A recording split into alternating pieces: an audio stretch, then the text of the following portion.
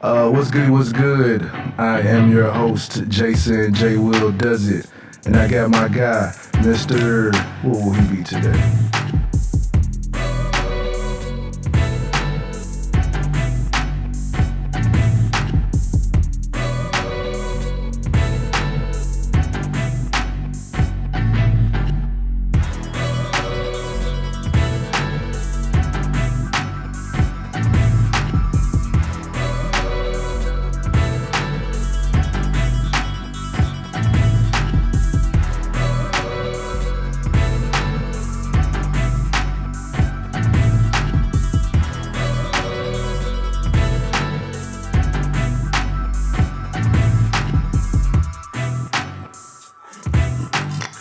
So what's up, man? How's your weekend, man? Weekend was good, man. Damn, man, I didn't even finish the question and he was ready to answer already.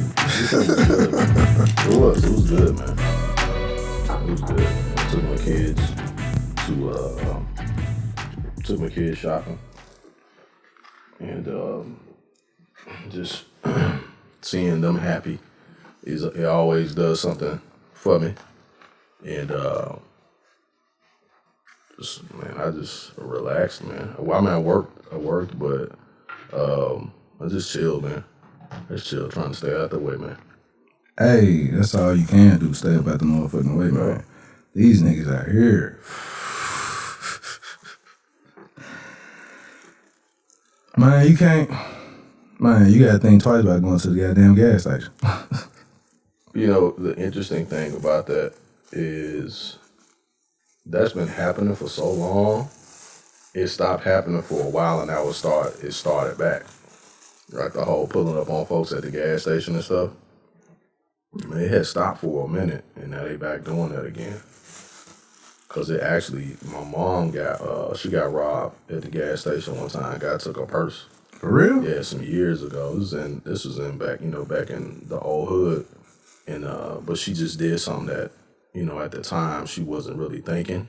Mm-hmm. She got up early to go walking with her cousin, and went to the Exxon, which it was an Exxon then, and then it closed and it's back open now. But right there at right there at Parkway, right there at South Parkway, in the Parkway exit, actually, the South Parkway exit.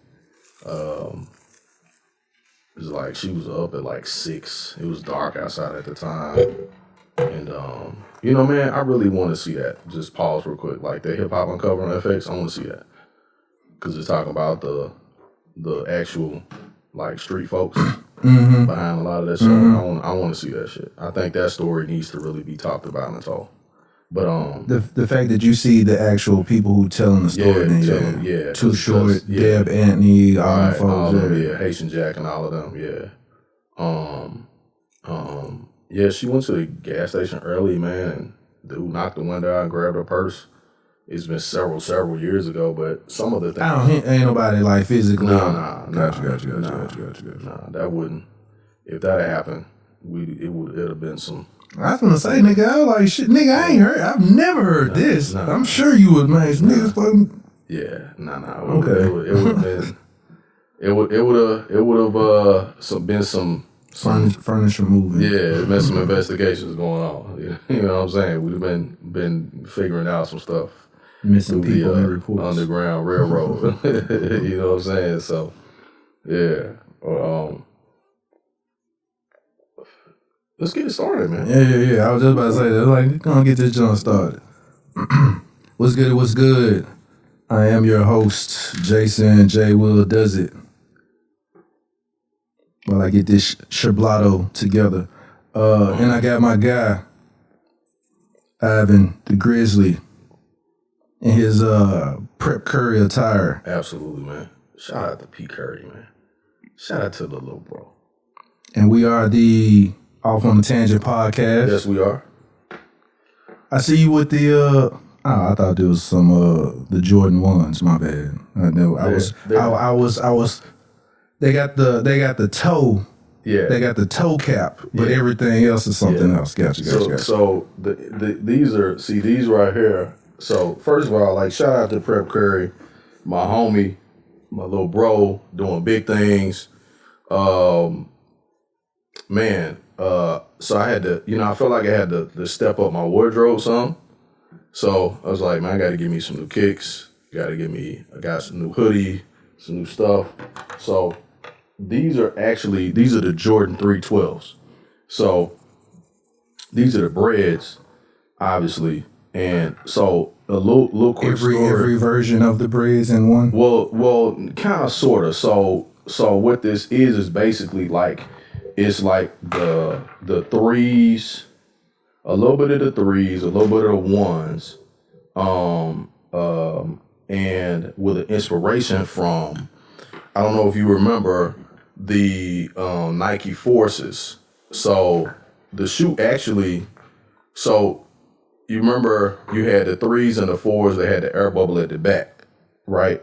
So right. You had the Forces though, like the Air Force, like the actual Force tennis shoes that Barkley used to wear that had the strap, the Velcro strap at the like the toe. It look like he's shitting on them. No, not them. No, not them. This was the ones before. Like he had his signature shoe. They were just the Forces that he had his name on. And these draw inspiration from both of those. Oh yeah. Yeah. So they had I wasn't a fan of the Forces. Yeah, but they had the high tops and they had the low tops. I was a fan of the low tops and I used to cop the low tops, which wasn't nobody really messing with them at the time. And then when I started copping them, they had the whites. They had some of the jumps that look like the trainers. Kind of, sort of, because they had some trainers that had the same strap. Yeah. So those were kind of more my flavor. And so I started rocking those because I had some of the trainers too. I had those. I actually got a pair of those at the house, and I don't even wear them. I rarely ever wear them because they're kind of an odd color. And but these are inspired by those, and they just put like, they put the MJ twist on it. So I had to rock these today. They're comfortable. I got another pair at the house. They're a little bit different color, so I'm not I'm kind of off the beaten path on like my J game. So I got some ones and I got fours. I got the bread fours, which is like one of my favorite shoes. But I guess I'm not really a fan of the Jordan. Well, I am, but I'm not. I'm a fan of comfort first. Yeah. I see those Pumas that you got on right there. Them Jones hard. The Clydes. Yeah. Clyde hardwood. Mm-hmm. They like they comfortable. I can move around. I can wear these ones every day. All of that. I don't like wearing the shoes where I have to walk pigeon-toed. I see why niggas walk pigeon-toed in J's. You have to walk pigeon-toed in them joints. Not in these though. It's like you're walking pigeon-toed because your toe hurting, or it's like your toes is cramped. Yeah, because they were designed after his feet. You know what I'm saying? Speaking of toes, I started to make a meme of you remember I'm Gonna Get You Sucker with the bunion? Mm-hmm. I started to make a meme. I was like, Patrick Mahomes is in the locker room right now. They got me in my bunion, man. They got me in my bunion. Oh shit. Man, I started to post that picture of that big ass toe peeking out the boot and shit. Everyone had his own heartbeat and some more shit. Oh man. Damn, man. Mahomes good though, man. Mahomes is good, man. I didn't want to go here so early, but for the Super Bowl, I liked the Super Bowl. I liked it. Okay. I see a lot of people who complain about it, and it's weird because I don't have a fight. I don't have a fight in this ball game. Which is kind of normal anyway. Super Bowl's a big game. Neither one of these niggas is my team. Mm-hmm. Neither one of these niggas is my quarterback. Mm-hmm. But if you like football and you're watching football, mm-hmm. It is what it is right there in front of you. It was a. I don't know. Hey, okay, I'll put it like this. Everybody wanted to shoot out. Everybody wanted to shoot out. Everybody wanted the guns to blaze or whatever. Yeah, of course. But what you forget, Tampa Bay, because everybody really want to say Tampa Bay is trash. Tampa Bay is not trash. Tampa Bay never really has been trash. It's the division that they are in. Yeah. Like, all right. I won't say they're trash. We talked about that a couple weeks ago, I think. I definitely wouldn't say that even like before they got if you're in the division with Aaron Rodgers, Drew Brees, and a couple of other folks, no, you're not coming out of the playoffs. Yeah. You're not. Them niggas gonna spank your ass on the road to the playoffs. Yeah. Mind you, especially if you can't score points. So mind you, Tampa Bay with Brady, they were a wild card still. Yeah. This was a wild card game on their road to the Super Bowl. Yeah. Yeah. So even before then, they've always been a wild card going into the playoffs, and they get stomped by Aaron Rodgers or Drew Brees. Mainly because they didn't have what they needed offensively. Which I do have to ask the question. This question, like we were talking shit all last night. I was on social media talking shit. But as I was getting off, this question came to me. This is the exact same team minus Brady and Gronk, which, if you notice, they've been calling them folks Grady. Have you been hearing them call them niggas Grady? That's funny. So they be calling them niggas That's Grady. hilarious. And minus them two, I'm like, Jameson Winston. This is the same team and defense, my nigga. Ndamukong Suh on there before. He was on the team before Brady got there. Yeah. Yeah. A few of them niggas that's on the defense was there before Brady got there. Yeah. I mean, Jameson Winston, they should have at least won a game out of the playoffs. Well, James is, the other thing though. Because this is the same team. Yeah. So I think, and I want to make sure, because I'm going to look this up, because I want to make sure this is right before I say this. Fournette was there. So, I don't know. Brady might have brought Fournette. Hold up. Because this was mentioned, and I think this is very, very significant.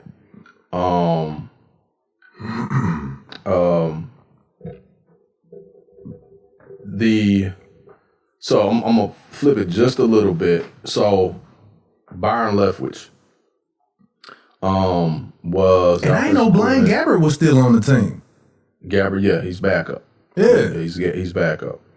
Byron Leftwich was offensive coordinator with the Cardinals 2018, and then he went to Tampa Bay in 2019. Leftwich is the quarterback, right? That's what you're talking about? He was a quarterback. Yeah, he was a quarterback, yeah. And so the interesting thing about that is he got that job, right? And so shout out to Bruce Arians, man. Shout out to Bruce Arians. I gotta say that. Shout out to Coach Bruce Arians for putting together a coaching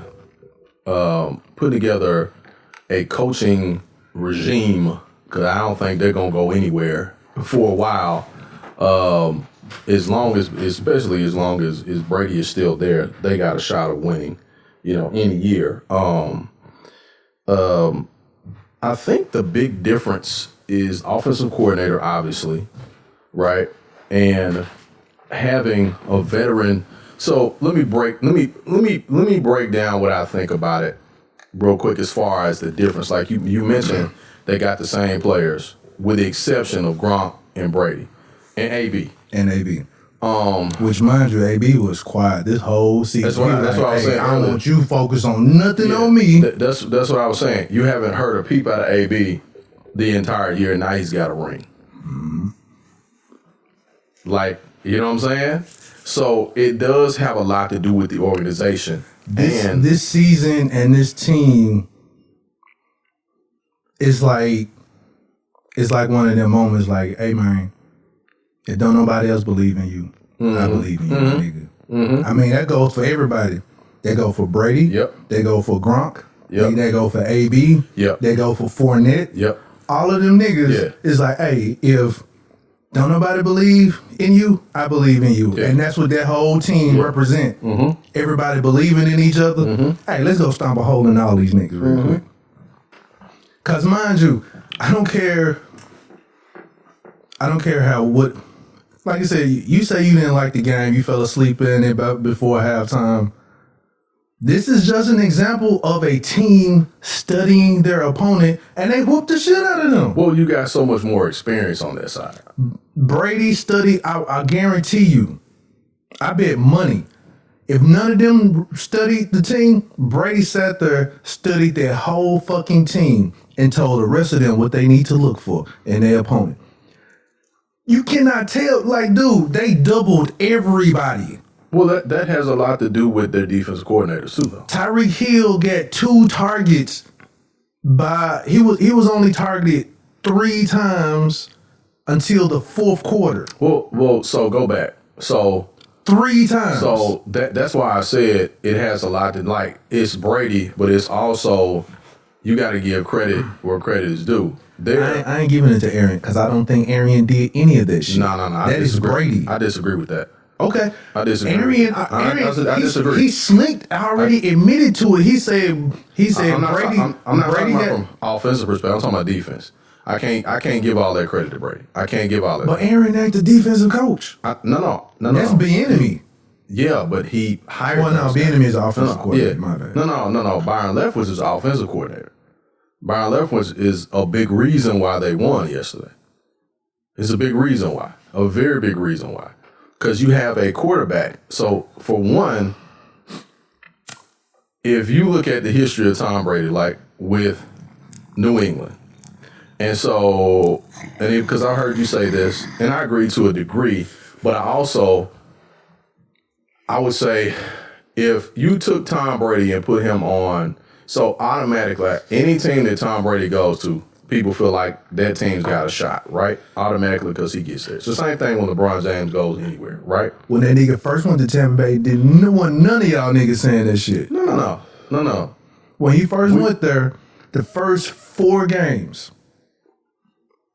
Everybody always says. First 4 games, they were talking about this nigga was over the hill. Yeah, of course. Done for. No, absolutely. All this other type of shit. And I'm like, dude, get this nigga a chance. He got a jail with the fucking team. True, but when you say Tom Brady, the same way you say LeBron James or you say Tiger Woods or whatever, it's like you expect instant results. You know what I'm saying? I'm not saying it's fair. I'm not saying it's right. But immediately when you hear those names, it's like, oh, if they don't come out the gate, like. And see, you know what? I think that's our problem with this microwave society shit. Oh yeah, it's listen, I don't think you can't expect that, or you gonna. I promise you, if you expect that, you're gonna be disappointed every time. Yeah, and so here's the thing: the win yesterday. So I'm gonna deal directly with the win yesterday. The win yesterday told me a lot about the NFL, and it told me a lot about. Man, if y'all finna say this shit rigged, man, I can't have that conversation, man. I really can't. How you know I was gonna say that? Nah, I'm saying if that's where you're going, I can't have that conversation. I'm not going there. Well, okay, gotcha. But I wouldn't I don't put anything past professional sports by being I'm gonna give you an example. I know somebody who's worked closely with the NBA for several years. True, I get games are rigged. His own mouth, they are rigged. Yes, there's some games that's been rigged. Like in not in just the same ways that we think, but he's like, yeah, you've had some fake injuries and some bullshit calls like right at pivotal times in the game. You like, what the fuck? Like, where did this shit come from? Well, I'll say this. I'm not saying the game yesterday was rigged. Thanks to the rigging, the points that I called out there randomly. I don't think you're was very lucrative for. I'm sure it was, but you guessed. Minds created entertainment. Right, I'm sure it was, but that wasn't just, you didn't call those numbers randomly. You call those numbers because you watch football. And you know those teams. I know for the most part. I know a couple people won some money yesterday. Who was the favorite to win yesterday, though? It was 50-50. That's what I thought. When I looked at that jump, it was like 52-48. Mm-hmm. Yeah. Something close to that. And then it started changed as soon as the game started. Mm-hmm. It was like 50-50. I was like, fuck, you ain't really finna make no money when it's like this. So you gotta start making the money by calling the points. Yeah. Like how many points are gonna be made. Nobody would, I'm sure somebody bet money on this just to say they bet money on just to do it. Mm-hmm. Nobody would have bet that Kansas City would not have scored one fucking touchdown. No, I don't think nobody saw that. None at all. But I will say, looking at the games that they played, the last like 3 or 4 games, like the last 3, they have struggled to score. They've struggled. Like for real, like they struggled. They struggled offensively. They haven't been the dynamic Kansas City that they had been. They have struggled some. And with a team that like, put it like this. I'll say it like this, real quick. If a team knocks you around, and when you're able to when you're flamboyant, like they remind me of like that whole, you remember Greatest Show on Turf, Isaac Roos, them, the St. Louis Rams with Kurt Warren and all them, when they were just like scoring points everywhere. I think Marshall Faulk was a running back, and Isaac Roos, all them. Like that's how Kansas City kind of remind me of, like they just scope, like they put points up. When you can't do that, it changes the entire dynamic of your team. You know what I'm saying? So that's what I peeped was like, I think Brady brought that to the game where it's like, I think the whole Buccaneers got into their head. Them niggas was talking shit. Mm-hmm. They were talking shit early on. Every time that they get like if Brady got sacked or if somebody got tackled, the rest of the Buccaneers is coming to the rest of Kansas City talking shit to them. Yeah, okay, you sacked me, but fuck you, nigga. Yeah. They back and forth. Yeah. They were throwing punches. They were, every time in the huddle, you saw this going on. Yeah. Yeah. They were getting in their head. They were getting in their head. They definitely did. And then after a while, when you kicking the field goal and they scoring a touchdown, you kicking the field goal and they scoring a touchdown, and they keep talking shit. After a while, mentally you break down. If you playing basketball and a nigga talking shit to you and he's scoring on you and you can't even score 2 points, you getting 5 hard. Like, I wish this nigga shut the fuck up. Yeah. And then you like drop off brick. Yeah. Fuck. And then if you foul him super hard, the talk is gonna get worse because now he like, damn, you gotta foul me to stop me, ugly ass. Hold up, hey, you a foul, and he still scores. You like, motherfucker. Yeah. So then that's what this is. That's what this is. Now here's the other thing, and then you start to back off defensively because now you starting to give up because you like, first of all, I can't stop this motherfucker. Second thing is, if I get aggressive with him, is because I can't stop him, and he talking crazy to me. He embarrassing me. So what else can I do? Now am I going to get mad and want to fight? Or I'm just going to get out here and play matador defense and let him go by me and just quit. And basically at that point in time, he doing exactly what he came out here to do. And I think I knew it was a mistake when that man started talking shit to Brady. I like talking shit to Brady is that same shit when you see John starts talking shit to Jordan. Mm-hmm. And next thing you know, Jordan has scored 65 points. Well, that's a prime example. I don't like Tom Brady. I'm not. Well, I'll say I don't like him. I'm not a Tom Brady fan. And see, that is the thing. People think that just because you're giving somebody credit, you are a fucking dick rider and you are a fan. And I don't like that either. I don't like that either because nigga, you can give credit to somebody and not like a motherfucker. Mm-hmm. I don't know what logic this comes from where you can, just because you don't like somebody, you can't give credit to this nigga. It's just like if you do like them, it's like you can't critique them. The same, vice versa. Yeah. You know what I'm saying? It's like if this nigga is a dope, like like y'all do with me with Jay Electronica. Yeah. Jay Electronica got some shitty fucking albums, but y'all say this nigga dope. Yeah. Same thing. Yeah. If Brady fuck up, hey man, Brady done fucked up a couple of games. Mm-hmm. Then they don't take away from him being GOAT. He done fucked up. Mm-hmm. True. That's just like with Mahomes losing the game. They want to take away GOAT status or him on the way to GOAT status. Now, I will say this. How he plays next season will say a lot to how they take this L this season. That's a good point. I will say that. It's a great point. Because how they lost. Yeah. They lost. Yeah, they lost. Like they didn't. It ain't like a close game. Yeah, it's like they were exposed. Brady, the Buccaneers exposed that whole fucking team. Well, here's the thing. And the reason why I say this next year, because the rest of the teams and the rest of the leagues looked at that exposure. Well, think about this in the playoffs. And if they don't recover from that, Kansas City struggled in the playoffs, though. They didn't have an easy road to the playoffs. Kansas City been getting knocked around all playoffs because Mahomes just got a concussion 2 games ago. Oh, yeah, that's true, too. You know what I'm saying? Yeah. Like, they've been putting pressure on Kansas City this year. Yeah, Buffalo they've been putting pressure on them. Yeah. So I think, see what happened was, you remember last year. That's a team to watch for next year, too. Buffalo, absolutely. You look at the Ravens and Lamar Jackson. And I would say, more so, I would say Lamar Jackson got exposed. Yep. Because they started going after him. They started really, really going after him. And is it really exposure to the quarterback or is it exposure to your offensive line? Well, that too. I think it's the line. That too, and that's a testament from yesterday. There were 3 major pieces of their offensive line that were out yesterday. You know what I'm saying?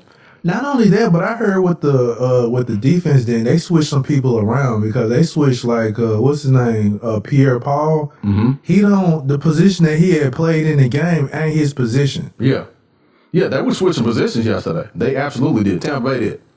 Yeah, they were putting quicker. I think they were putting quicker guys. Yeah.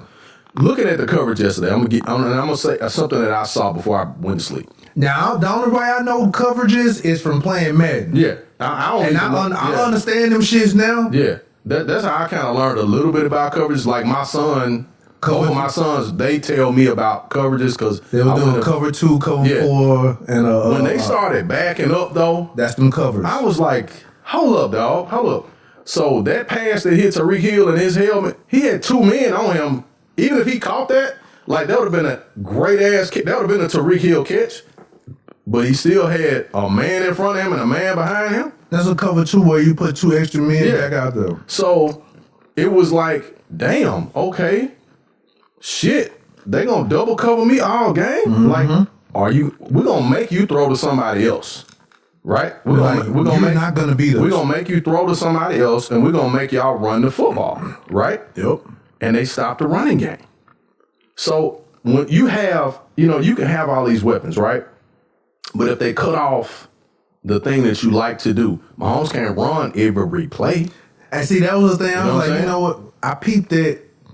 That's why I put them Buckeyes early on. Well, like I said, you wasn't on social media. Well, yes, you was. I had put them Buckeyes on social media early on because I was like, okay. This was like before the second quarter started. Mm-hmm. He had already ran for it was already 30 yards. Yep. I was like, hold on. This nigga can't sustain running for every first down. He can't sustain it. I don't think this is going to work. It's not going to work. It's not going to work. So he started peeping Kelsey a little bit. I'm like, okay, all right. He started getting a few little short passes, but they started doing 3 and out quick. Yep. Mm-hmm. And then Brady scored a touchdown. I was like, fuck. He scored it quick, too. Yep. Mm-hmm. I was like, okay. All right. And then they came back and scored a field goal. Mm-hmm. I was like, no, they can't keep just doing field goal. They need a touchdown. They need a touchdown. Yeah. When they ain't scored a touchdown on that second go round, I was like, it's gonna be a long night. Yeah. And you totally right. After that first quarter, I was like, When Brady made sure to score a touchdown before halftime, I'm like, this game over with. When they scored that first one, I was like, okay, y'all need to put some points on the board. Cause I've seen this shit. You need a touchdown. Like I've seen this shit. You can't get 3 and 3 and 3 against New England, right? After that second field goal that they kicked, they were already arguing on the bench. Yeah. And that's what I'm saying. The same thing when he was in New England. You couldn't go 3-3 with them. Mm-hmm. Like, because they would get 3 and they would get 7. And that's why I sent that text message to you. I think this is the Brady way. This ain't no Patriots way. This is the Brady way. That whole team ran like the fucking Patriots. They played. The only difference that I saw was in all honesty, I really didn't see much difference. So I think this exposes the Patriots too. Well, I tell you what. Let's give the Patriots next season. Nigga, they didn't make it to the playoffs. I know that. So this was already exposed somewhat. But think about who they had at quarterback though. Okay, all right. So think about I'm glad you said. But I'm saying totally different quarterback. No. Entirely different offense. Totally different quarterback. But I got you. We're not talking. Brady went to a team who is the lowest.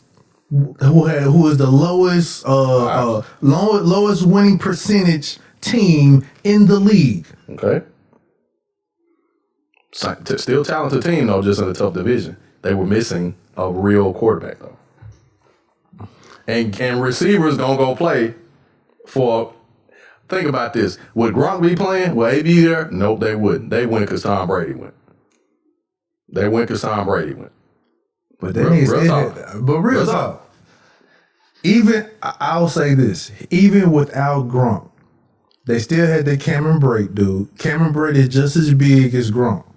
Which, if you did continue to watch the rest of the game, Brady was throwing that junk to Brate. But so I would say this: even if Gronk didn't go there, you still have AB. You still have AB. You got Mike Evans. He got Mike Evans. Mike Evans gonna get receivers in the game. Exactly. Like real talk. That's why I was getting to. I was like, he still got Mike Evans. Yeah. Brady to Mike Evans. Yeah. That would have been all day. And even with him having injuries this year, you still got freaking Mike Evans on your team. So that's why a lot of them penalties that KC had was the holding shit, trying to hold. And I don't care what anybody say when they talking about the refs won. Every time you play that jump back, them niggas was grabbing. You can't hold a nigga jersey.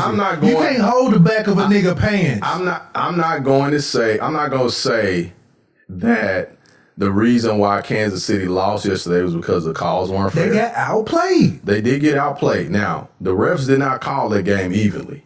They didn't call it evenly. They didn't call it evenly, but it was not the reason why Kansas City lost yesterday. It is Kansas City lost yesterday because they got punked out. That's what happened to them. They got punked out. They got punked out early too. Fournette was running all over them. They got punked out early.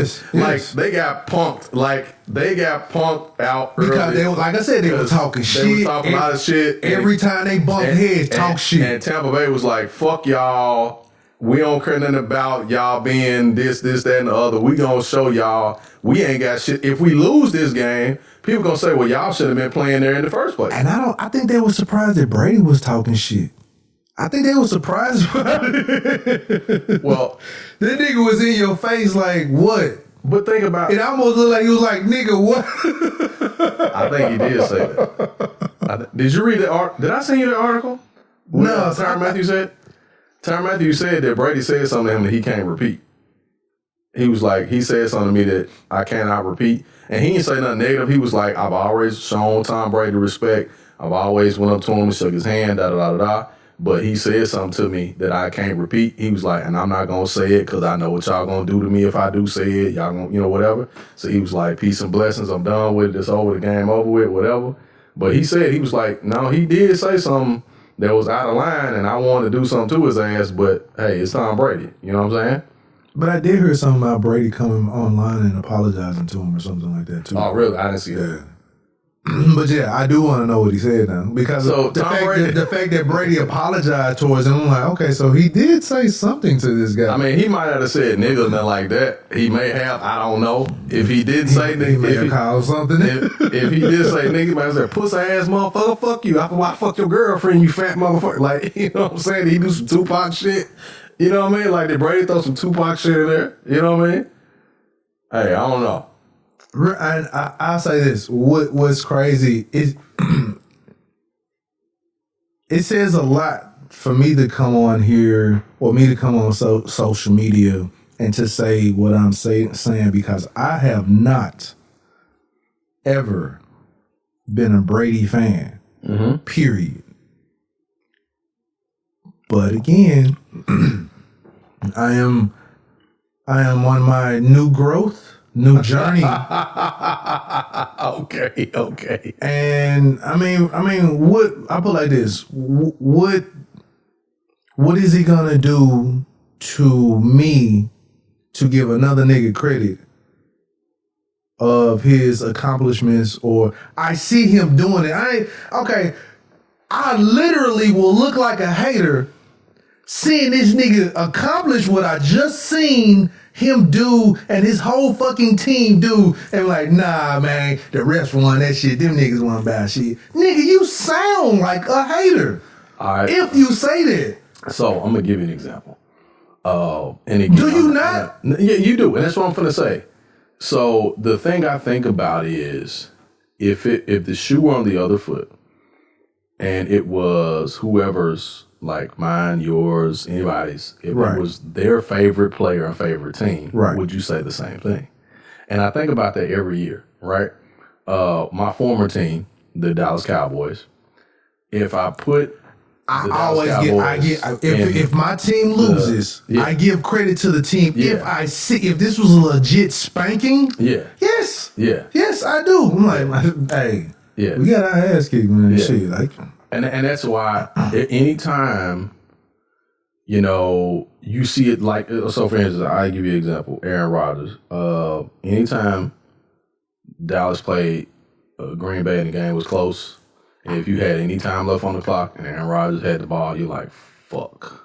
Like, you already knew what the fuck was finna. Even the Cowboys knew what was finna happen. Even they knew. They were like, shit. Like, the score is like 14-16, and it's a minute and 30 left, and we 3 and out, and we kick the field goal, or we 3 and out, and we kick a field goal, or we don't, or we kick it off, and fucking Aaron Rodgers got the ball with a minute and 15 seconds left. Like, you already know he's gonna score. You know he's gonna score. Or he's finna put them in range to kick field goal, and he gonna do it quick. You know what I'm saying? It's that type of shit. Games against Tom Brady led teams, you can't be close. You gotta blow them the fuck out. Like, seriously, like right off the bat. Like, you gotta blow them the fuck out. And I think, real talk, when Brady saw that they didn't score, I think Brady will give you a chance. He tries to gauge you to see where you're at. He know where he's at in his mind mentally. Super Bowl. He like Kobe. Mamba mentality. Hey, I'm gonna see where you at. I'm gonna see if you on the same level that I'm on. That I'm on, right. And if you're not, I'm gonna give you your chance. And actually, if you watch the court, he gave them a couple of chances. Go up and down, go up and down, go up and down the field. It's like, oh, okay, they just did a field goal. All right, bet. All right, go up the field, touchdown. They get the ball back. 3 and out. Yeah. Oh, 3 and out. All right. If your strong suit is to score and you don't score, your ass is in trouble. Right. And he looking at the team and he's like, oh, they playing like this is a regular game. I bet. Yeah. We in Super Bowl mode. Yeah. And see, the thing about Kansas City, a lot of times what I've noticed about them too, they have a slow start and they catch up after halftime. Yeah. They catch up after halftime, then they run and gun that joint. and they'll score 32 points in 2 quarters. You can't do that against a good defensive team. Right. They start putting bodies on your ass. You can't do it against a good defensive team. And they started out playing not good defense. They started out playing great defense. Off top. The sets that they were in, like, it was so crazy, man, because you could see them guys backing up. Like, they were like, oh, you ain't throwing it. If you throw, they gonna work to catch this motherfucker. And when they catch it, we gonna light his ass up as soon as he get it. So that's why I said that like, they already had the two. They already had the two. Was that cover two and shit? They already had the two that were back all the way back. And then you had your safeties already here in the middle where they cover the short field. Mm-hmm. So it's like... So Kelce couldn't really get off the way he wanted to. And they're like, we'll give you the short yard, but that nigga getting stuck as soon as he get the ball. And we'll beat, like, you gonna have to beat us with the run game, which, you know... And I didn't even know they had Le'Veon Bell. Did you know that nigga played? Yep, they got Le'Veon Bell too. Yeah, yeah. I was not aware that KC had Le'Veon Bell. That nigga didn't even play. Yeah.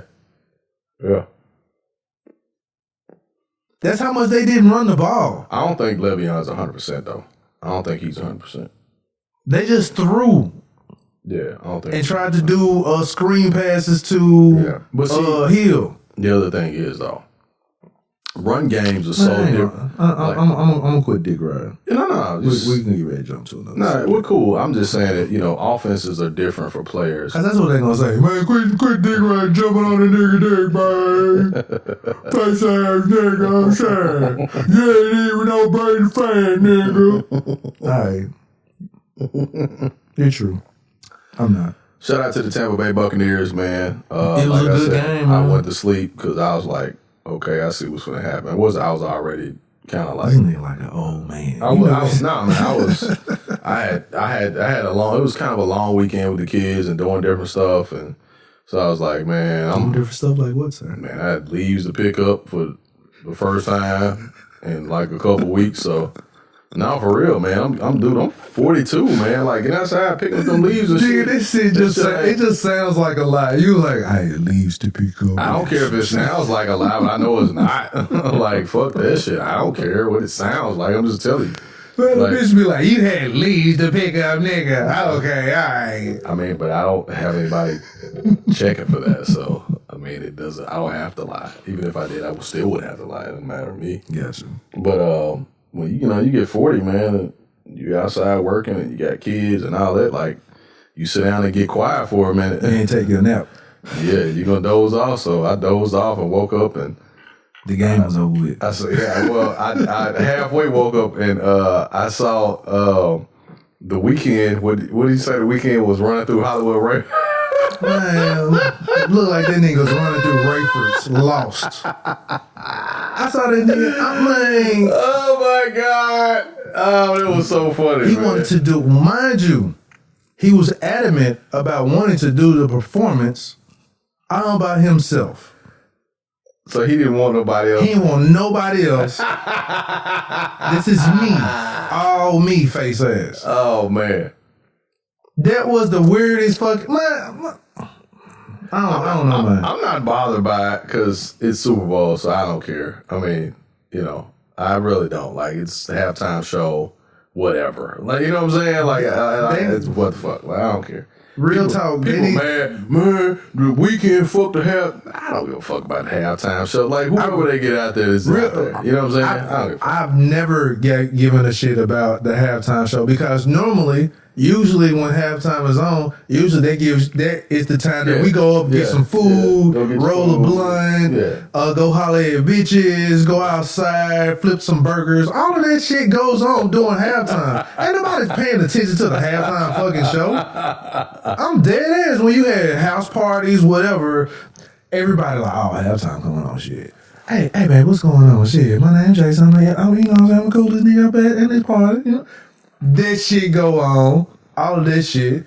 Numbers is exchanged. Niggas going to get new cups. You know when people really started paying attention to the halftime show? Is that Janet Jackson, Justin Timberlake shit. For real. You mean afterwards? Afterwards, yeah. They watched it, but that halftime show, that's when everybody started watching it every year because they thought some crazy shit was going to happen. Because they missed the nipple. I saw it, though. I saw that nipple.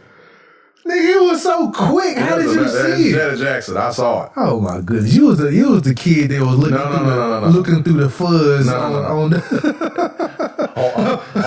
Uncle Luke's what is it? Uncle Luke, what is that shit? Used to come on. No, you know, like when you really couldn't get all your cable channels, you were trying to get HBO After Dark, and she used to be all scrambled. Yeah, it was all fuzzy. So you saw, oh, that's a nipple. Oh yeah, I see it. Nigga ain't see no nipple. That was a black pixelate of the snow. No, what was funny was when that Janet Jackson thing did happen, everybody thought that shit was supposed to happen, and it was not. It was not. It was not supposed to happen that way. Like, he was supposed to pull it down, and it was supposed to expose like her bra or something, and it exposed her actual breast. And then like both of them were breathing real hard and shit, and then Justin Timberlake's eyes were like, oh shit. And then they cut the lights off like real fast. I missed it. Oh boy. No, I saw it. I missed it. I was hollering at bitches at the time. Where I was, everybody was like, damn, was that a titty? And then it was like, the commentators was like, they cut the lights off so damn fast. And then when they came back for commercial, they was like, wow, what a performance.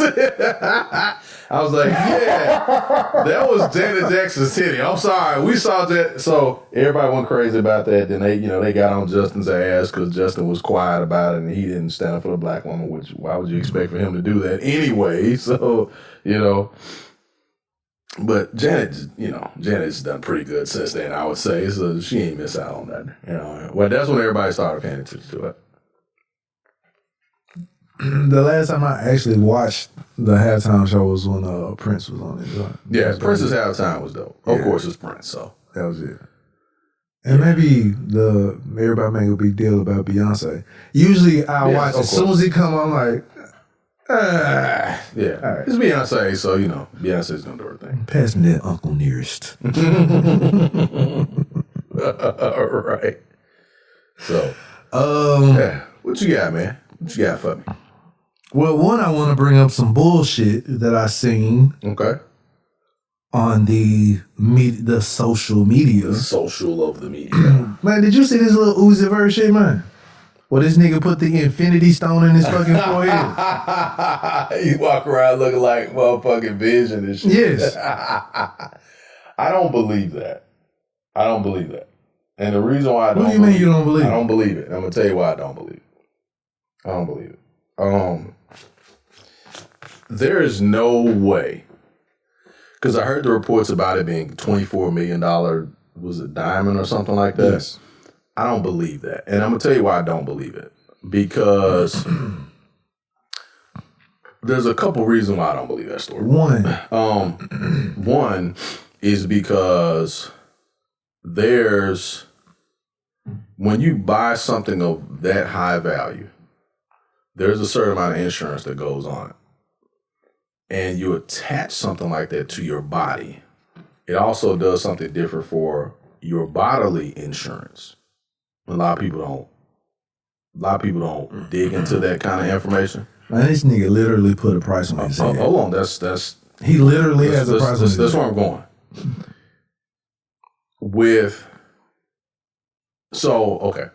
So real quick. So with him being an artist and he's doing music and making money and you got the labels and you got the lawyers and all that and agents and managers and all that bullshit.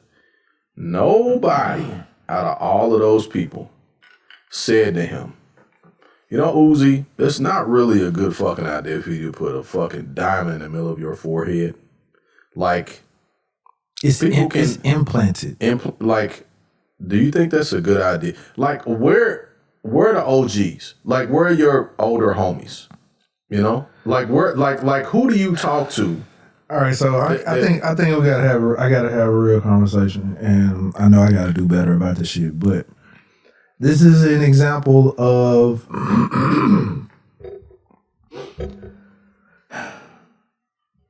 damn, am I hate saying this. Well, no, I ain't gonna hate saying it, but like I said, this is a real conversation that got to be had. This is an example of a no fathers raising son. Hell yeah. This is and nothing wrong with single mothers. Nothing wrong with being raised by a single mother, but when you only have the example of the mother, when the son only has the example of the mother, there are things that you will do, there are things that you will do that necessarily men do. Mm-hmm. Like this is a form of attention seeking. Hell yeah, absolutely. That's plain and simple. You hit it on that. That's something that more so women would do, especially to this level. Not saying that men don't seek attention, because we do. Right. In various ways. But when men, how we tend to seek attention is totally different. Men seek attention differently. Differently. Yeah. So to this level, it's an example of being raised by a woman. And I'm sure I'm probably get some flack from that or whatever. But it's your assessment. It's nothing disrespectful. It's just your assessment. So, like I said, this is an example of that. To the level of the type of diamond that you choose to put on your forehead. This is a real talk. This is an oval princess cut pink diamond in your head. If a man chooses to get any type of a diamond ring, it's not going to be that style in the cut. Not typically. Not typically, correct. Or color. So all of these are examples of this.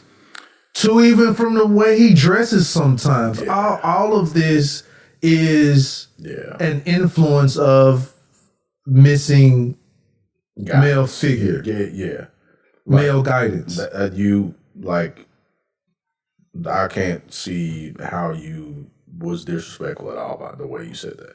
At all. Because that's exactly what I saw. And I think I left a comment on somebody's thread about it. This is what happens when your daddy ain't involved in your life. And that's why I said I know I need to do better about that, because I know I'm not as involved. But that's on a whole nother level as to why. True. We're getting a better bond or whatever like that, but it's to get into the whole thing of it. It's hard. But at the same time, I'm like, that whole example, I'm like, I know I gotta start doing better, because that you can see that, and now even looking at it, when I look back at certain things, you can start looking at it in other boys. You know what I'm saying? You're like, okay, you can tell that he ain't got no daddy around him or whatever. Just from like the things that they say, things they do, how they act out, just stuff, how they try to get attention. You like, dude, come on, man. It's watching an example of how his mother may have gathered attention, so he would act in that same type of way. There's an imbalance of energy, right? Yes. Because with kids, like with girls and boys, you need a balance of male and female energy, because human beings are created by males and females. It doesn't matter if you are a girl or boy, a male or female yourself. You're created by a male and a female, right? So in order to grow up in a balanced situation, have a balanced life, you have to have the influence of both to understand what life is, because you're not going to grow up being around all women. You're not going to grow up being around all men. doesn't matter what your sex is or what your sexual preference is, you still need a balance of male and feminine energy. You really do, to understand, because you got to work with men. If you're a gay woman, you still have to work around men. So you need to understand male energy, right? Mm-hmm. If you're a gay dude, you're going to work around women. So you need to understand women energy. You know what I'm saying? You need to understand male energy too. You know what I'm saying? Because it was crazy. Because it was crazy with that, like you said, the balance. Because like, I have a lot more invested time with my daughter though. Mm-hmm. You know what I'm saying? So it's like I invest that time with her, talk with her, and having more conversations and stuff with her. But that doesn't happen with him. Right. So yeah. And it's so important, man, because you know you and specifically to the talking about the Uzi Vert situation. Not Uzi Vert. Was that Lil Uzi? Yeah, Lil Uzi Zert. What's the other guy? What's his name? No, I'm thinking about Lil Yachty. That's a whole different person. Lil at least Yachty grew out of his with all he was doing. Uzi, it gets worse by the minute. And real talk, I'm not sure if he was trolling when he said this. He was like, if he takes it out, he might die. I'm like, this nigga really think if he pulled the Infinity Stone out of his head. Yeah. But, because I even seen a picture where it was in his head and he was like blood coming down his head, whatever like that. And I was like, dude, why, man? Yeah. But here's the thing. So we talk about the generation that we have, or the times that we live in. People are yearning for attention, and the attention seeking, or this attention yearning. And I'll give you an example. As much as I love beautiful women, I really do. I love women. I love women. I love women. Period. You never send me no examples, nigga. Yes, I did. I sent them to you in your inbox on IG. Yes, I did. You need to check it right now. I'm thinking, man, we having a conversation in text, nigga. I'm sitting up here waiting. Okay, I said it there. Those were the pictures I saw. Gotcha. And we'll talk about that in a minute too. That'll be kind of our bullshit moment. So in this society that we live in, we've said this, talked about this before, everybody has their own channel. Everybody has their own means of showing off who they are. Definitely, Nick. I asked the question because I want what you think. Like I want, because I'm going somewhere with that. Yes. So, the Uzi situation, there's no way, man. Like, all right. So there's so much more I could do with $24 fucking million and put a goddamn stone in my fucking head. All I'm saying, one, the streets is hungry, nigga, and the way that nigga maneuver, that nigga either gonna get his head decapitated or somebody gonna snatch that junk off of his forehead. Gonna go up to him, hold his ass down, and try to pull that bitch out of his head. And that's what I'm afraid of that's gonna fucking happen to this dude. Right. Because people don't give a fuck if you Lil Uzi Vert. They fucking killed Tupac. They don't give a fuck about you. All they know, that's 24 fucking million. They know that's 24 million. Like, and you put that shit out there? And, dude, like, I'll be like this, real talk. Do you know if it's on the black market, that shit will be way more than $24 million? And the fact that it's been in his head. Right. This is the one that was in Lil Uzi Vert. Right. For real, give me, I'll give you 50 for it. Right. 100 million. You know what I'm saying? Like, what the fuck, bro? Like, who the fuck? I laugh at TK Kirkland a lot. And TK Kirkland been around fucking everybody, but he be like, who raised you motherfuckers? Like, I say the same shit. Who raised y'all? Like, even if you didn't have a daddy at home, your mama should teach you some shit. Some common sense. Some common sense shit. Like, son, you don't do this. Son, you don't fucking do this. Son, you definitely don't do this shit over here. But, like, that's a testament of motherfucker not having people around them to tell them when they doing fuck shit. I don't think that's what it is, though. I put like this. I have witnessed strong 2-parent household involved. I've seen single family involved. I've seen a nation raise a child. In all of those situations, in this generation here, it's like you have to step by step tell them I promise you, even if you're trying to teach them common sense, it's not being grasped, and it's like you can tell them something, and it's I don't know what's going on, man. I promise you, I don't know what's going on, but it's you gotta tell them step by step. You know what's interesting? You literally. It's way beyond teaching common sense because you cannot teach common sense. It's like now you have to give a play-by-play for what you need your child to do. You know what's interesting though? My son is 10, my girls are 6. I don't have to do that shit with them. But I see kids older than them that you have to do that shit with. It's the craziest thing. And I'm talking about these are brilliant kids. These are not dummies. These are brilliant, good kids that you have to literally tell them step by step to do shit. That my 6-year-old or my 10-year-old, I don't. They just do the shit. And it's a disconnect somewhere. I don't know if it's it's the phones, the video games, or whatever the fuck. Maybe that is. I think that's what it is. Because the critical thinking and shit, like they ain't got that shit. They ain't got that shit. And they do shit a lot of times because they're more concerned about people fucking liking them on a high level. Because now check this shit out. With social media, especially with IG, a motherfucker could be living in a fucking shack and have 20,000 followers on IG, and they think that shit really does fucking mean something. And they feel good about themselves.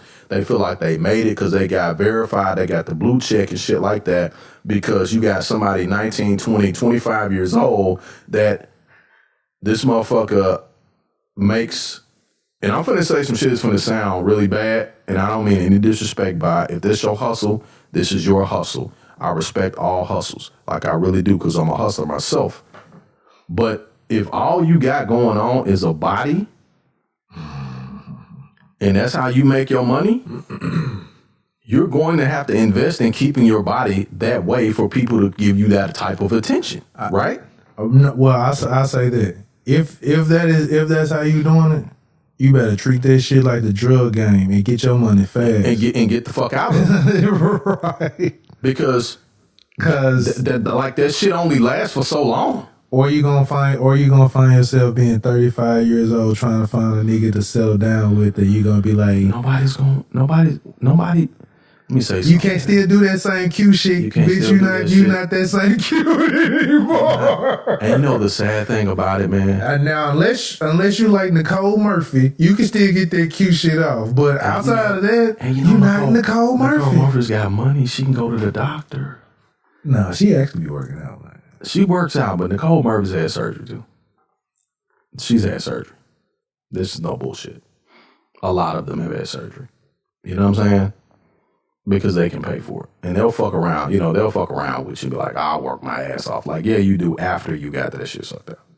You know what I'm saying? Right. Like, and that's the trick. You know what I mean? Because people like even body types, like you got a motherfucker that is like 350 pounds, but they got no waist. You know the fuck they had some surgery. Come on, dog. I don't know, man. Serena Williams. No, Serena ain't 350. Serena's like 245, 260. Nah, not no more. She ain't that big. Nigga. She ain't 260. Okay. And if she's 260, she's 260, a fit fucking 260. She been playing tennis her entire life. So yeah, she's gonna have a different body shape. You know what I'm saying? Yeah. She ain't a motherfucker who just woke up one day and was like, well, I got a fat ass and put it on IG. And now I got 5,000 followers because dudes like fat ass, right? So now I got, I made me a little money because I did some photo shoots and somebody paid me. So now I'm going to get this fat sucked out of my hips. I'm going to wear this waist trainer and shit. Like, I'm not knocking a hustle. I'm saying that you got to, like you said, you got to treat that shit like any other street hustle. Get your money and get out of that shit because you ain't going to be able to keep this shit up long because it's going to get more and more expensive for you to pay for them shots and shit. Mm-hmm. That shit get expensive. I don't care who the fuck you are. I don't care what you're doing. Like, that shit costs money. Check your IG. I thought that's what you was finna send me. No, that shit costs money. Like, and I know some motherfuckers personally, and I'm gonna say this. I know some motherfuckers personally that be on that surgery and shit, that shit ain't worked out too well for them. You know what I'm saying? They look okay. I'm sorry, man. Oh, God. No, we'll talk about that offline. We'll talk about that offline.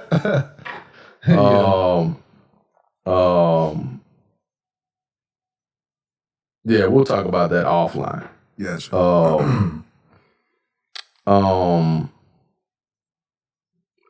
The imagery that we see, because I'm more about, honestly, man, I like my women natural as far as bodies are. And, you know what I'm saying? Like, I like, as far as bodies are concerned, I like my woman to have natural body. I don't really get into the whole, like, you got to have this certain shape and you got to do this. And like, if I'm attracted to you. Like, if I'm attracted to you, I'm attracted to you. You know what I'm saying? Like, if you got a big old ass, you don't have big old ass, like, it don't matter to me. Like, if I find you attractive, I'm like, damn, she fine as fuck. Like, it's just. I think them niggas who start naming all shit about what he, like, the physical attributes, I think something wrong with that nigga. I think them niggas weird. Man, yeah, she gotta have this long hair. Yeah. She gotta have a little waist. She have big butt, this, that. They're like, dude, word? Yeah. There's something wrong with that. But nigga, you look like a toe. What the fuck are you talking about, nigga? How you asking for all of this shit? Oh, shit. Like, if you're attracted to a chick, you're attracted to a chick. One. Two, it's like, I think a lot of times, well, I don't know, I ain't gonna say niggas, because like you just said, there are some niggas who just be out here just naming all shit like Beyonce and they out here looking like Flav. But I'm a realist. I'm a realist. Like, I'm a realist too, man. Like, if I see this chick and she dope and she got the back fat, which a lot of women be like, oh my God, I got this back roll. Man, we ain't paying attention to none of that shit. That's just some extra shit that we grab hold of when we hit you from the back, baby. So shit, why are you even worried about it?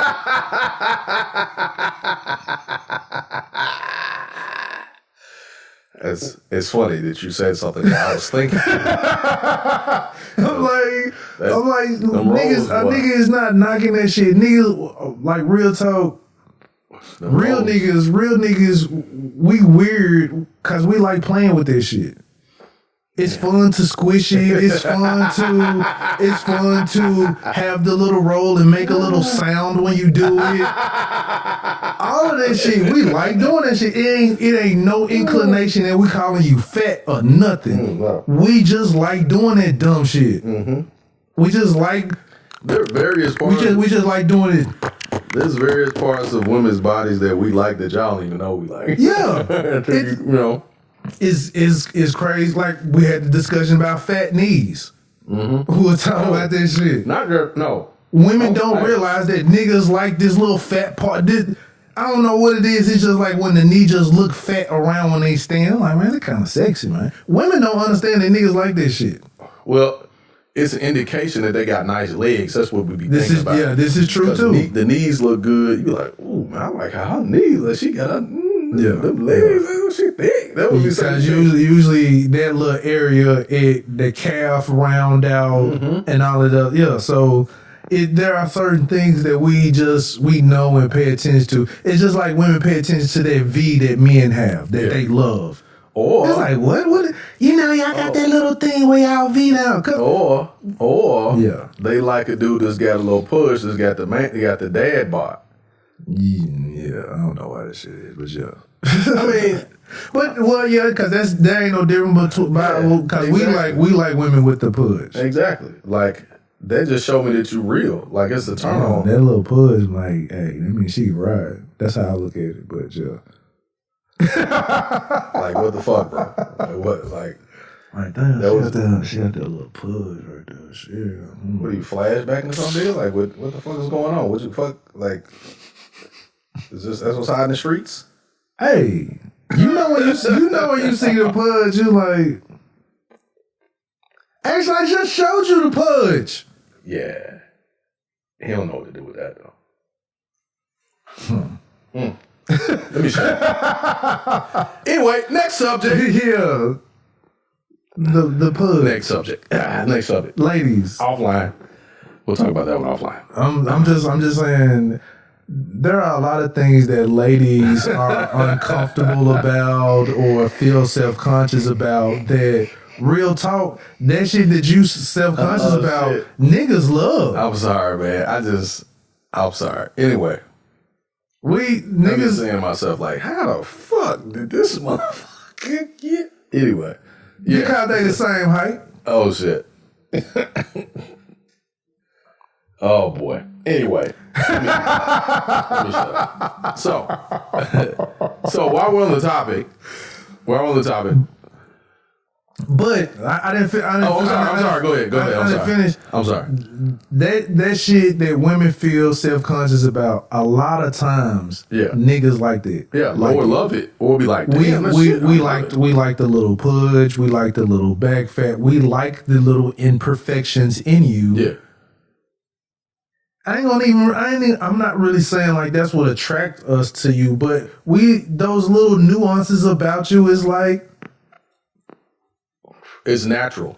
Exactly. It's you. Yes. Like, we like you because it's you. Exactly. And whatever come along with you being you, we like that shit too. And it's like, you know what I'm saying? Yeah. Like, we like that shit too. Exactly. Like if we like you and you're a fan, we like everything about you. I like that little crack. Hell yeah, we like this shit. Hell yeah. Damn. Okay. Speaking of crack. Hey. What? Speaking of crack. What about crack, sir? I've never smoked crack in my life, and I'm glad I haven't. I'm gonna tell you why. I was watching Snowfall. Oh my goodness! This nigga like he doing an ad. For real. One of my favorite fucking shows. In my opinion, Snowfall is better. I'm finna say some shit that's everybody's gonna go crazy. I think you going here with this. I'm finna go there too. Okay, gotcha. It's a play on words, double entendre. I know. That's why. When them folks got on crack and shit. That shit brought back fucking memories, man. God damn, man, watching that shit. That shit was crazy, dog. Seeing a motherfucker hit that shit one time and be done. Be fucked off. That shit is crazy, dog. Like, I know a few motherfuckers that did that shit once and was like, I ain't do that shit again. And I know some people who did that shit once. Watching it. That shit scares me, man. That shit's fucking scary. Yeah. That's why I've never done it. I watched some. I was like, yeah, nah. Nah, I'm good on that shit, son. Hell yeah. I ain't even trying to smell a vapor. I don't want. Yeah. I don't want the vapor. I want that fucking that battery acid shit. Nah, hell nah. Nope. Dude, like watching that shit. That shit brought back so many motherfucking memories, man, of people that I know, loved ones, and got fucked off on that shit. And I was like, God damn, man.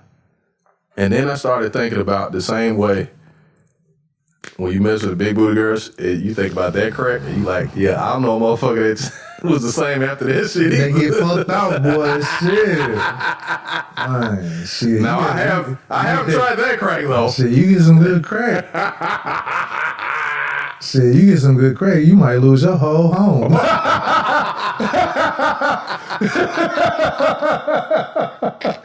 Hopefully you got some good crack at home. And sometimes you get crack, you can lose your home, nigga. Shit. You can lose both of them. You can lose your home, nigga. Shit. You can lose your home. Yeah. You can lose your car. Yeah, nigga. Shit. Yo, motherfucking. You done signed your car over to the bitch. You're like, hey, you know what shit? I'm gonna give me another shit. You know. So I'll tell you. So we're talking about ass crack. Sorry. Right. So ass. We ain't talking about crack. Yeah. We talking about that. Yeah, we're not talking about cocaine. Broke down and added with some other shit. I don't know how to make crack, by the way. I never seen that shit before in my life. That fat crack. Yeah, that's what we're talking about. So when it comes to ass, man, I don't know what it is, man. It just it's like I didn't used to be crazy about ass like that. I used to be a titty guy. Like I used to be a breast guy. Nigga, I've been an ass nigga since Afro Puffs. Oh my God. Since Afro Puffs. I've always been an ass nigga. Man. That's like 92. Afro Puffs. Man. And to top it off, I found out Yeah, don't do that. Don't do that. Well, don't nobody know what I'm talking about. She was a Luke dancer. She danced for Luke a couple of times. Wow. So I've always been an ass. I've always been an ass man. I've become through my journeys. I've enjoyed voluptuousness. Yeah, but yes. ain't nothing like a black woman. You know what? I can't say just a black. Ain't nothing like a woman with a nice ass. Well, I can't. I mean, I wouldn't know because I've never been with anything else other than black women. So I mean, you've seen on TV. You a nice ass is a nice ass, my nigga. Yeah, true. But the kind of ass I'm talking about, like I tell you what. But yes, true. I mean, yeah. Now you got the nice ass, but at the top, yeah. At the top of you got that black woman up there. Yeah. And so when I first really was like, oh, I've been missing out. Yes, nigga. I've been missing out, man. I was in my 20s. I was like, ooh. Like, what the fuck was you doing when you kissed her?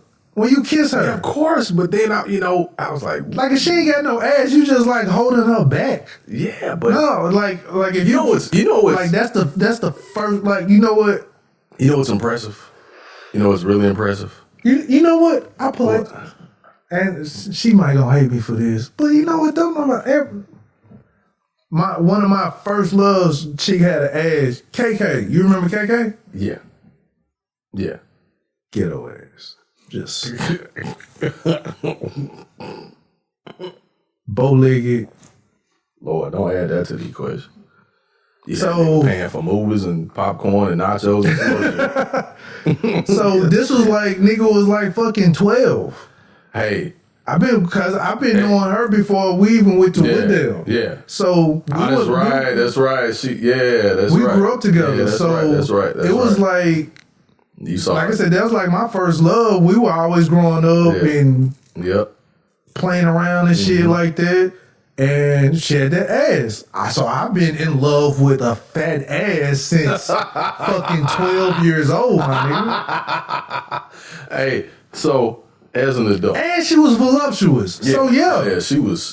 But it was the ass because of the simple fact, like if you kissing a chick, you get to grab. Yeah. Cause like you grab the ass. Because you can't grab her titties in public. Yeah. But I can grab her ass. Yeah. It seemed it was more socially acceptable. Yeah. Like I could walk around and just have my hand in her pocket. We just walking around. Back in the day, we used to do that and it wasn't a big deal. Walk around my hand in her pocket like, what's going on, my nigga? Like shit. I see you, nigga. Yeah. As long as you didn't have it like down her pants, but just in her back pocket. Yeah. Like that's what you used to do. Yeah. Like it was just, that's what it was. You know what I'm saying? Or, you be talking and be like, oh, excuse me, baby. You smack on the ass a little bit. Just kind of show everybody that's yours. You know what I'm saying? Or whatever. You know what I mean? You don't do that to nobody you don't know. That's what I'm saying. You don't do that shit. That's never been socially acceptable, okay? Yeah, I used to get smacked a couple of times at Westwood. So, you don't do that shit. Jason! Yeah. Damn, it's soft, though. Yeah, you don't do that shit. It's called, you go to jail for that, okay? Yeah. So, what I'm saying is, if you like ass, what's too much ass though? Can it ever be too much ass? Like what's the right amount of ass for you? So when I used to hear that question, I used to say, ain't no such thing as too much ass, man. It all can get got. But I'm laughing because there is a but. Yes. There have since those questions have come up, there have been examples now where you've been like, that's too much ass. That's too much ass. I'm telling you. Nah, that's too much ass. I'm telling you. I'm serious. Seriously. Like, Like I get it. Like I get it. When Project Pat said that line in that bar in that line, ass like a hippo. Yeah. Nigga, he's not literally talking about a bitch with an ass like a hippo. I've seen a chick who has the ass like a hippo. Not exactly. She also has thighs like a hippo as well. I mean, hey, I'm sorry, man. There's some asses that wanted me, and I was like,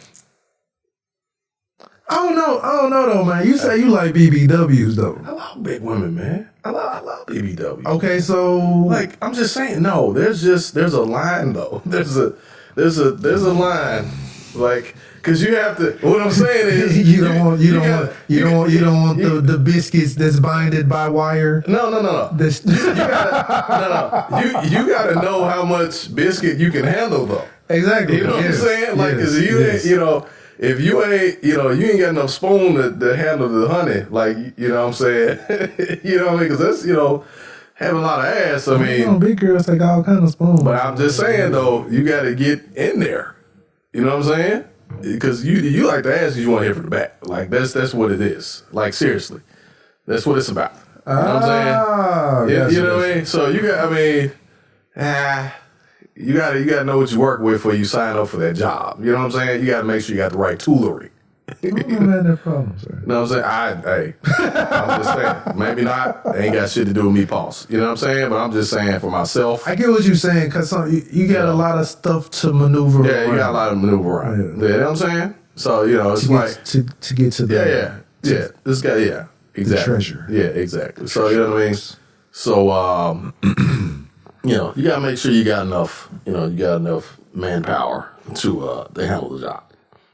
But the thing that I don't like about this question is because chicks who don't have too much ass think they have too much ass. Mm-hmm.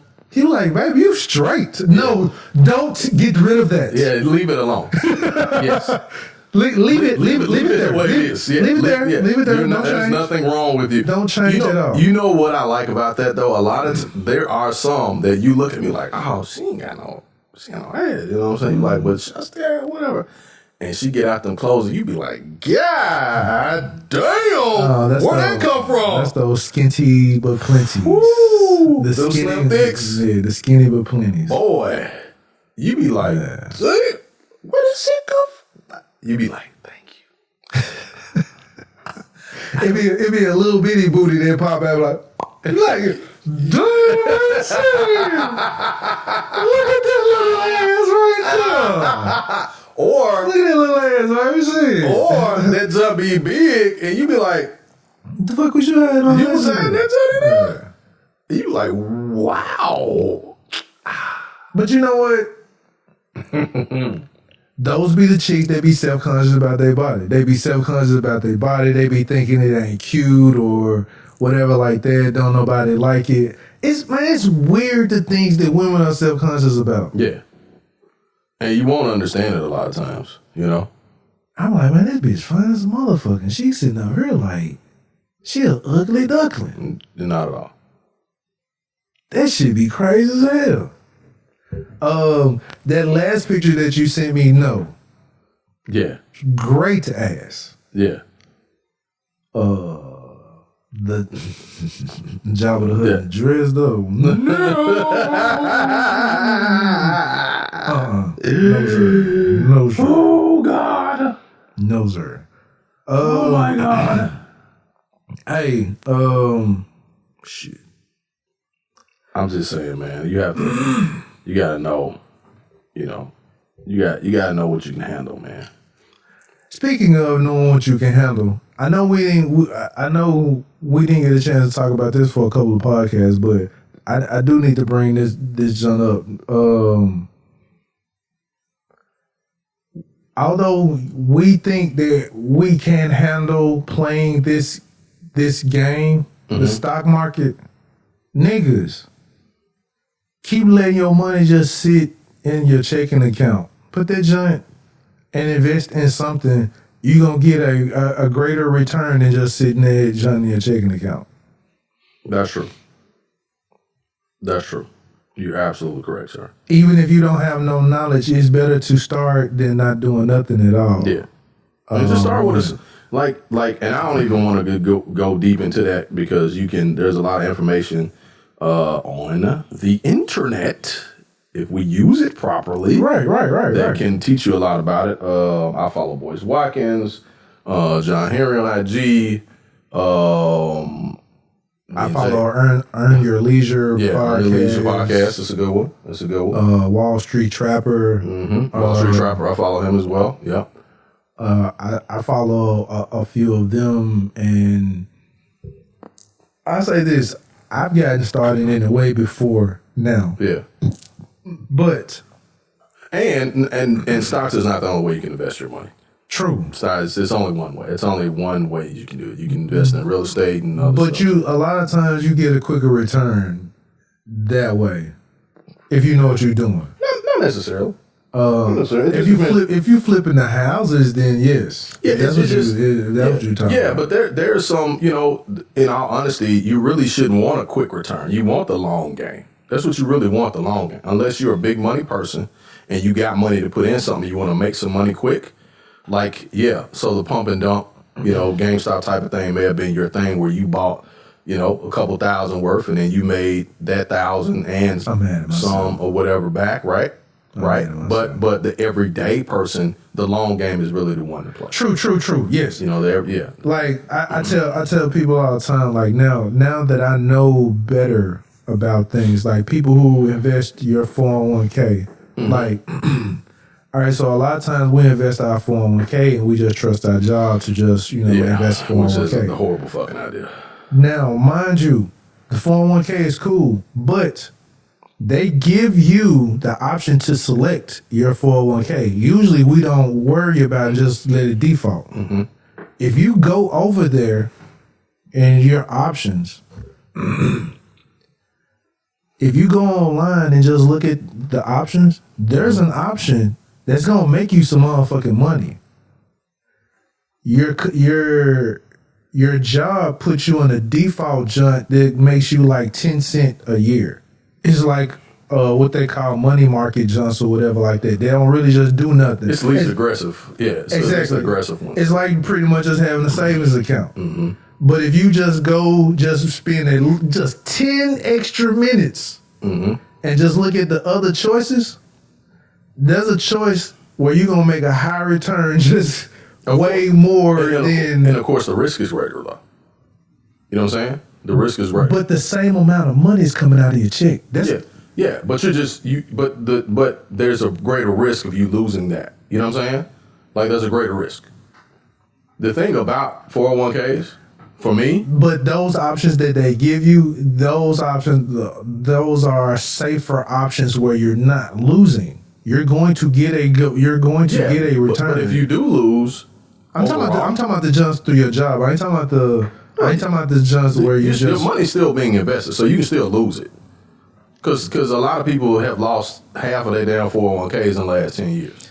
That's because they job's doing some other shit. Well, it's because the market has sucked. And whoever's that ain't necessarily got to do with the 401k that they chose. They got something to do with the companies doing something with their 401k monies. Well, I'm saying you're still trusting somebody to invest your money for you. So, like, that you're still taking a risk. True. You know what I'm saying? Now, I will say those same options that you have in your 401k, you can go on Robinhood, you can go on E-Trade, and you can select those exact same junks and invest in them junks yourself. Mm-hmm. And better options yourself. Well, it's less fees. Right. That was the thing.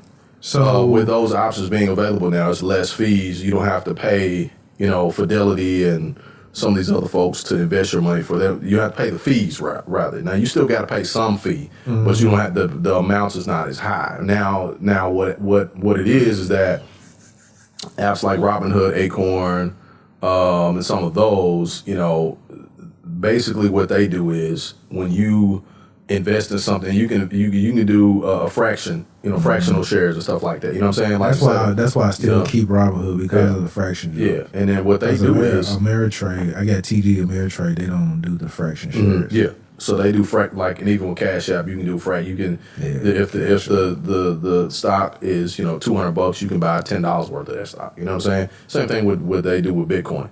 Like a Bitcoin is with 31 grand a Bitcoin. Like you can buy $20 worth of Bitcoin. It's on 35. 35, right? It was 31, I think, last week, and it's going to continue to rise. Like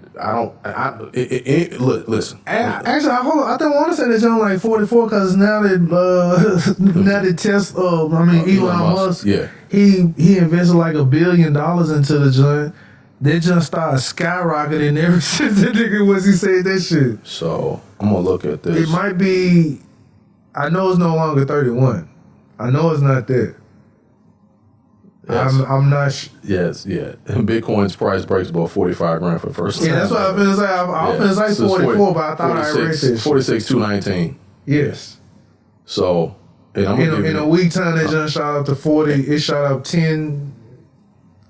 So it's 20%. It's gone up 20% today. It's gone in the past year. It's gone 364%. In the past year, and that's not including what he's doing in Dogecoin. And I just want y'all to know, I just want you to know, and reading stuff about Dogecoin, somebody just rumored and just said, wouldn't it be wonderful if Tesla took Dogecoin? You like, oh shit. So just to give you an example, to operate the car or whatever like that, it took Dogecoin or something like that. Dogecoin, whatever they call it. So just he's pumping that shit up too. Yeah. So just to give you an example, just a quick example. This is one of my smaller ones. I can share. This one's very small. I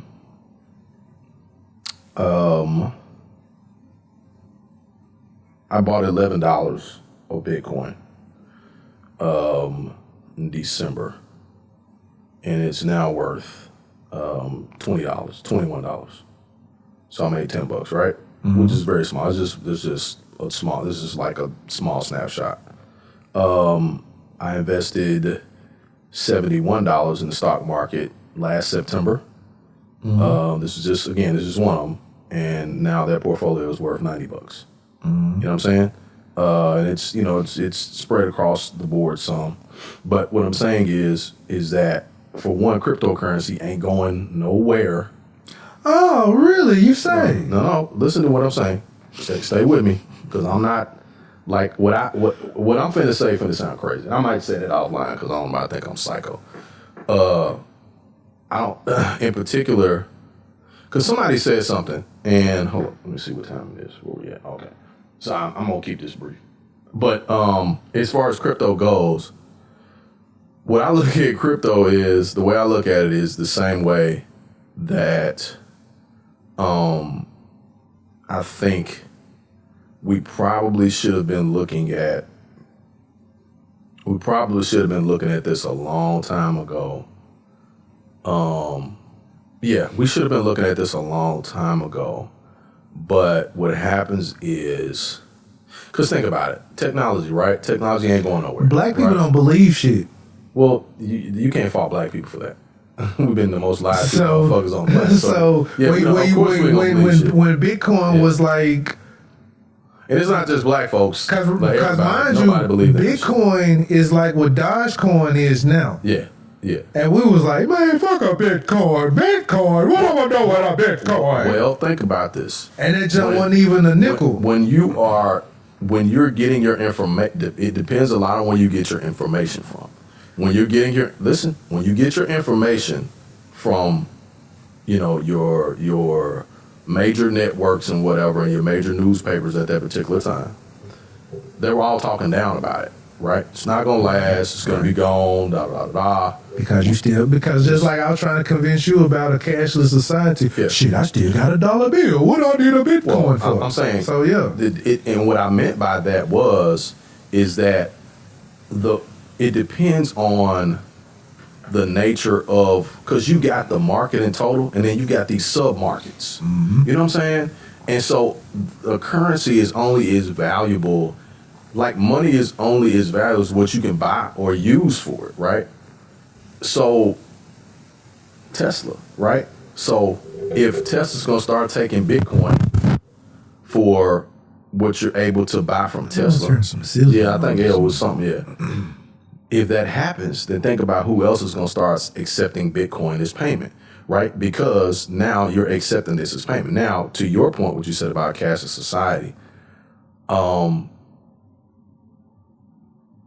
now because, and I got what you were saying. Was they know what's going on this whole time? No, it wasn't. It just started like 30 seconds ago. Oh, okay. I was trying to say, this sounds so much better. Yeah. And so what I'm saying is that, like, yeah, if I left $20 on the ground, it's not going to stay there all day. Right? Right. Because I can't go to the grocery store and use a Bitcoin to buy stuff at the grocery store. You can, though. But I'm saying, if I don't have that, I can't. The grocery store still takes that 20. You see what I'm saying? That's what I'm getting at. Yeah. When we get to that point, then it'll be totally different. People are like, oh man, I'm at $20. Or let me go take this 20 to the bank and deposit it, and then I'm gonna buy 30 cents worth of Bitcoin. You see what I'm saying? You know what I'm saying? It'll still be worth something, just not as much as it has been before. I think people just don't understand because what it is yet. Oh yeah, absolutely. Like even very smart people are like, I don't know. But see, what is it bagged by? Like da da da da. You know what I'm saying? But see, if you think about it like this, all right. Outside of the people who physically carry paper money in their pocket, do you physically see your money? No, you don't, and you haven't for a long time. That's the whole point of Bitcoin. You don't physically see your money, so you're just shopping. Hey, you're shopping electronically with your money now is encrypted. Yeah, so think about this. Remember when video games started doing where you could take your money and buy VC? Remember virtual currency on like 2K and shit like that? Right.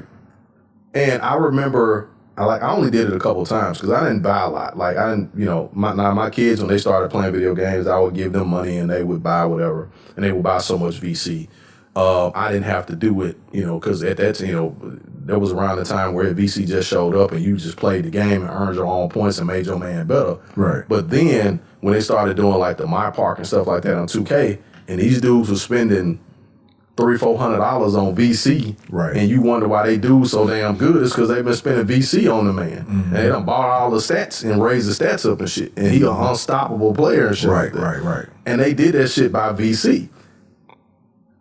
The technology folks, that was an introduction to the shit then. They already had the crypto, like they were literally training a generation of people to use virtual currency, right? E-currency, encrypted currency, whatever you want to call it. Right. They were doing that with video games. Right. And we didn't see it because at that time, we wouldn't fucking play them. As far as adults are concerned, we don't play video games. Not the general population, but the powers that be, money holders, your investment bank companies, your hedge funds and all that, they weren't fucking with no fucking video. They had money in the companies, but they wasn't fucking with no virtual currency, no shit like that. Because think about it, it's always been cash is king, and not to mention, we ain't been on the gold standard since fucking, who was it? The president went away from that. I can't remember. The media criminalized it to the point where the only people who deal with Bitcoin are criminals. Are criminals, black market shit. It's on the black market. It was like. But there was a form. I put it like this: all they were telling you was that was a way of. Right. There was a new. They were saying it, but they weren't saying this was a new way that criminals were washing their money. Mm-hmm. That's all. Right. And they can't track it or nothing. Mm-hmm. It's like, say for instance, a nigga allegedly makes $1 million drug deal, and he don't want the IRS to know, so he can't really put it into a checking account. So he put this junk into Bitcoin, which now once it's in Bitcoin, it junk every second or whatever, it's being encrypted to a different encryption or whatever like that. It's constantly being washed. Until the next time he want to get ready to make a payment. Of course they gonna make it sound bad because can't nobody else track your money. The government can't track it, IRS can't track it, any of that until the next time you decide to spend money. So that's how they got off by saying, so your regular average Joe like, well, I don't know. They say that's some criminal activity. And so I'm not a criminal, so I don't fuck with criminal shit. Right. Exactly. But that's how they do anytime something is new and they don't want you to fuck with it, they'll tell you it's criminal, so you don't fuck with it. If you really look the information up, it's making your money safer. It really is. It made your money safer. Yeah. Because of the simple fact they can't track it. Yeah. And not only that, it's encrypted. They can't hack into your shit like they can your fucking bank account. Exactly. It's each and every cent is encrypted. So check this shit out. I got a Coinbase account that I opened in 2015, 2016. And I've been listening to this shit, put a little money in it, whatever. Which nobody will never know what I put in it. So and I was just fucking around with it. You know what I'm saying? Like I wasn't really doing no major, which I should have done some major shit with it then because I had the money for it then. And I would be a rich motherfucker right now had I done. I just put some money in there and just left it there. Yeah. So you just watch go up and down like, huh. Yeah, and I did that shit and I was like, and then when I opened it up, when I opened my account back up, a month ago, the fucking shit they took me through to get back in my shit. Yeah. I was like, what the fuck? Yeah. Like you got the 2 and 3 step verification and shit and you got photo ID that photo you got ID and shit. I'm like, damn, what the fuck? But then I was like, damn, this makes sense. I need this encryption. Shit. You know what I'm saying? So I'm like, damn. Because now it's like it's an incident. If you don't send a reply back, and then your shit locked up. Did you hear the story about the guy? Yes. This motherfucker. He has 2 more tries. He has 2 more tries. Or he is locked out of some millions of dollars. Like it's like 200 million. 200 million worth of Bitcoin. Yes, I've heard the story. And he's like, he don't want to do nothing. He don't want to do nothing with that shit. He's like, I don't want to fuck with it because he was like, basically what I'm doing now, he hired some, because he's wealthy. So he was like, he hired some like tech team or something to help him try to figure out what the password is. And they're like researching and going through shit because I think it's on a hard drive or something. But the thing about it's a Bitcoin encryption. Yeah, exactly. It can't be, bro. Well, see, he hired a team that is supposed to, like, that's what they do. And I think he's gonna give them half. He's gonna give them half of if they break it. He's gonna give them half. Which, if I was them, I'm like, we gotta break this motherfucker. Like shit. And if they break it, do you know how bad do you know how great their business will be? Oh hell yeah! They'll get hired by instantly other companies. Well, you know what? They get hired by the government just to shut them the fuck up, and then they'll be off someplace somewhere. That's what the government do. They'll give them like fucking immunity and shit and give them all kind of fucking like y'all never had to pay taxes ever in your life no more and shit like that. Like, hey, we'll give you this blank check. Just shut the fuck up. Just shut the fuck up. That's like, okay. Just shut the fuck up. We ain't gonna hear nothing else about you ever again. Nah, they'll be sitting there on 4 or 5 islands and shit like that. But I can't wait till that movie come out. Man, the old the Judas and the Black Messiah. I can't wait for that shit.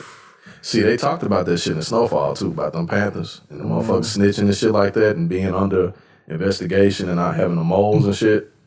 Yeah, I love that shit, man. I hate, well, you know what?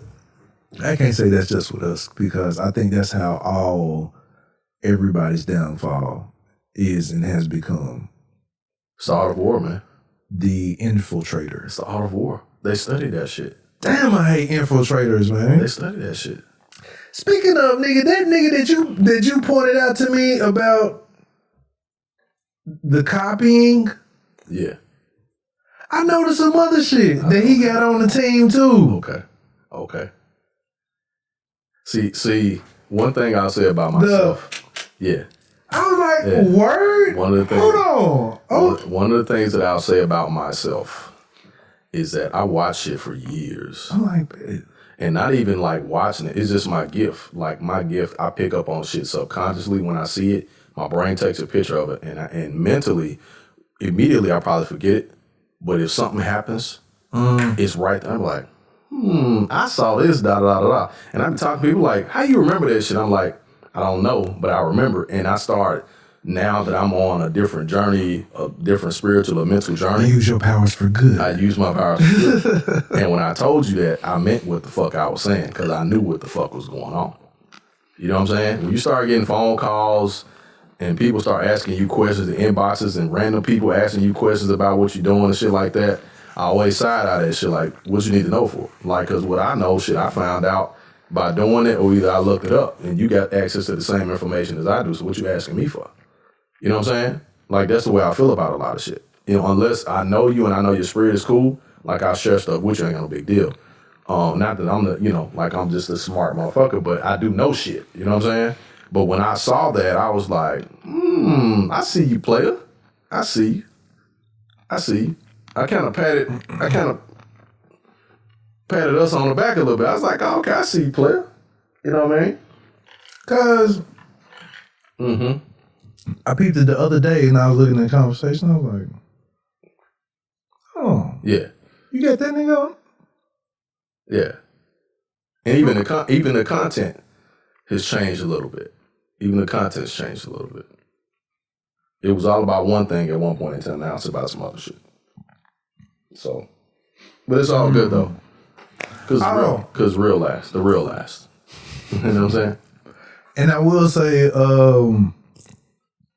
I know you always be drinking on the cup when we be on Zoom.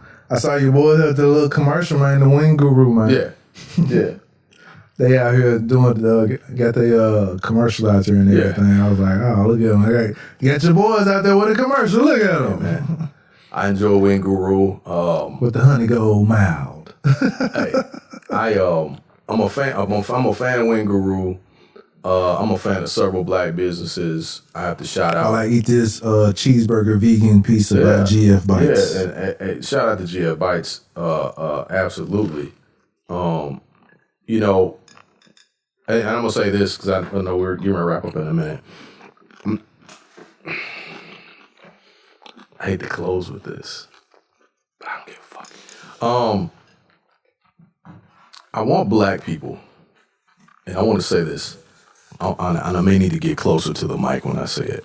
I need black people to stop getting on social media and bashing black businesses. I need y'all to stop doing that shit. Especially if you haven't reached out to the business itself and stated your concerns. Stop doing that shit. Because it makes you look like a sucker. It really does. Because they ain't publicly doing that shit about another business. Exactly. Because you've been eating bullshit from McDonald's and Burger King and everybody else for years, and they treat your ass like shit. They make you wait on your shit. You get home at McDonald's and put them pickles on your burger that you asked for. And 9 times out of 10. And the next day you went right back to McDonald's. You went right back. And you ate it.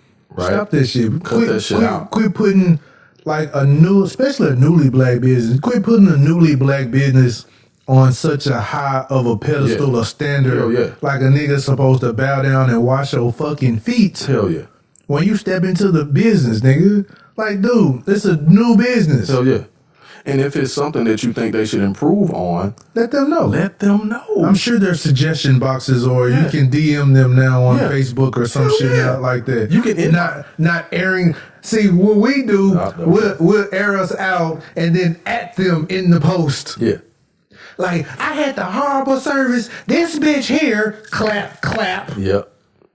She did so-and-so, so-and-so, blah, blah, blah, blah, blah. Yeah. At business. You were like, word? Then now business got to be like, oh, I didn't know that this goes on. We didn't know. Right. Or I didn't know it was offensive to you the way we did what we did. Exactly.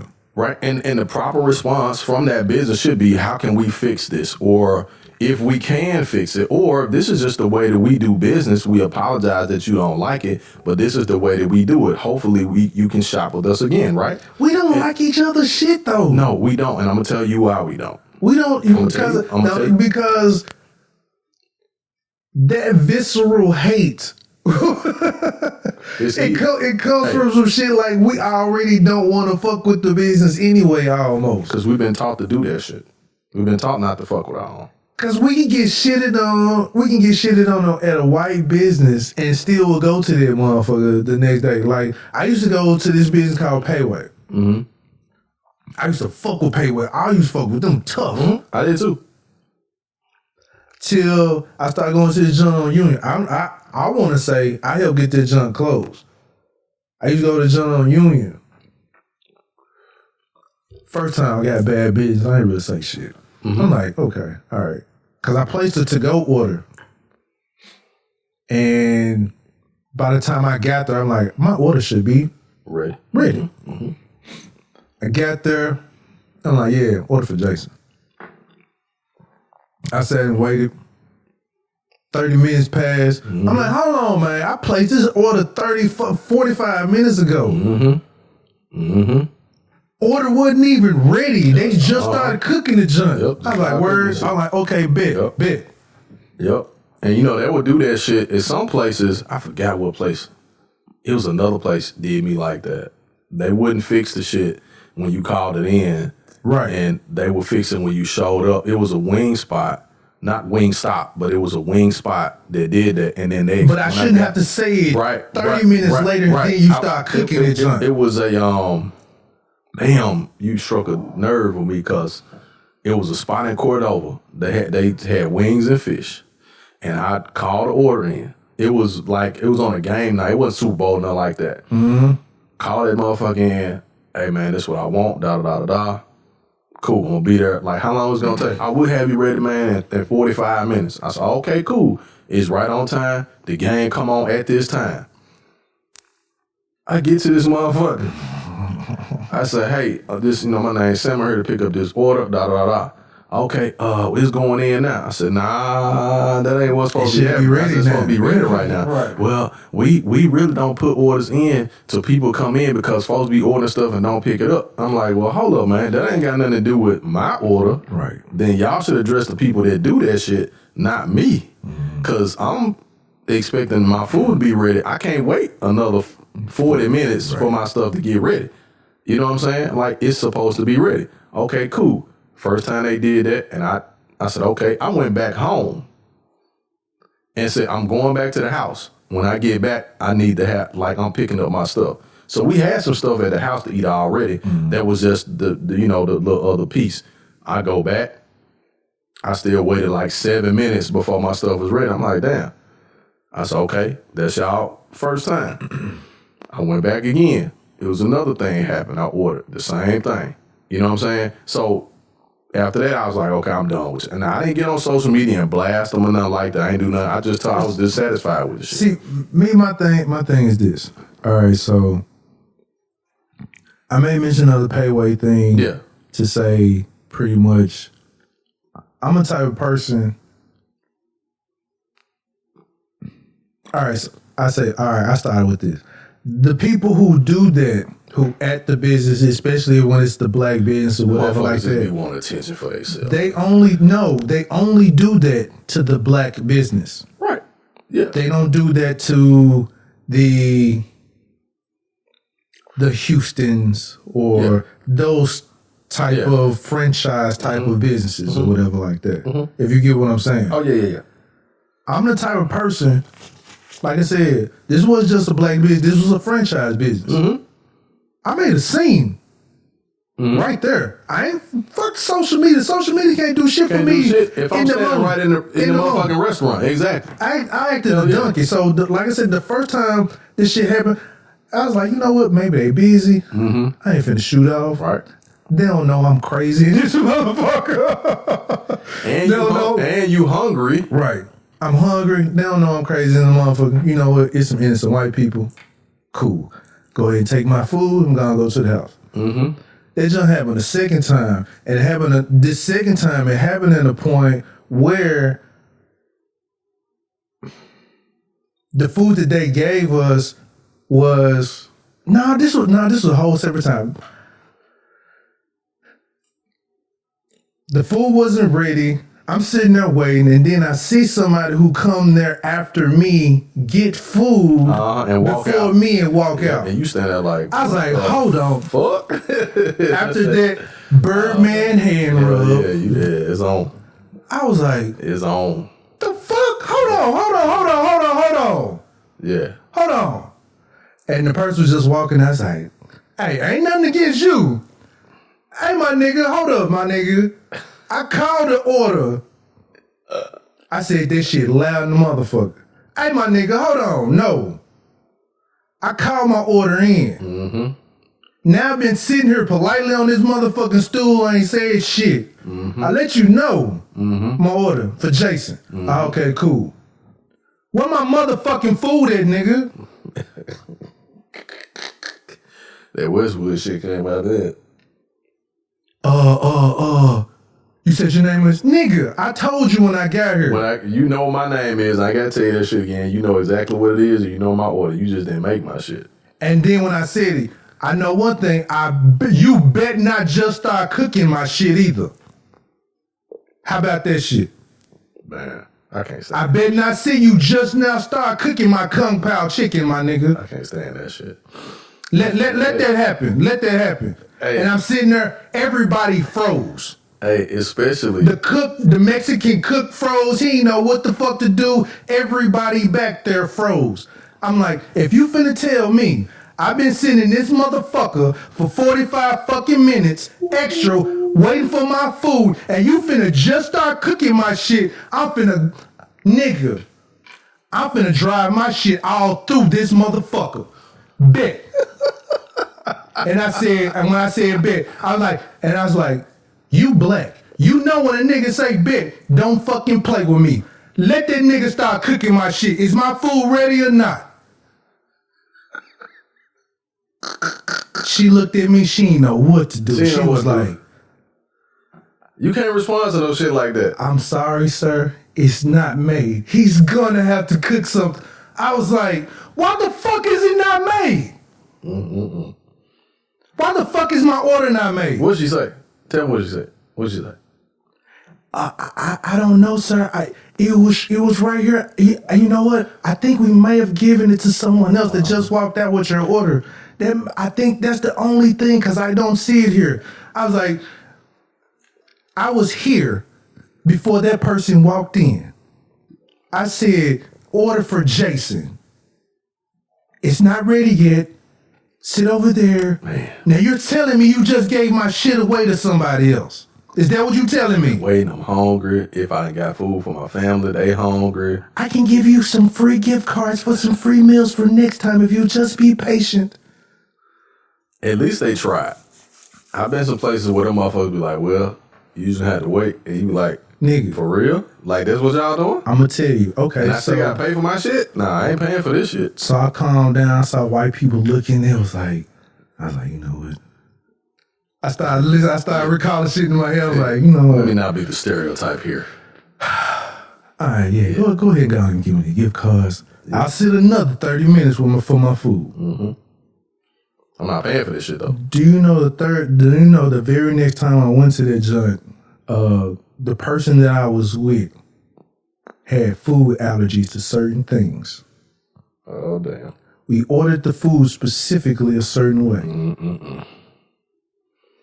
They gave her all of the allergies. Damn. Shit. That's when you be ready to fight that motherfucker, man. Nigga. That's when you be ready We were at the crib eating. She was like, I don't feel good. It happens immediately when you got this shit. When you got food allergies, yeah. You take the first bite, you know something ain't right.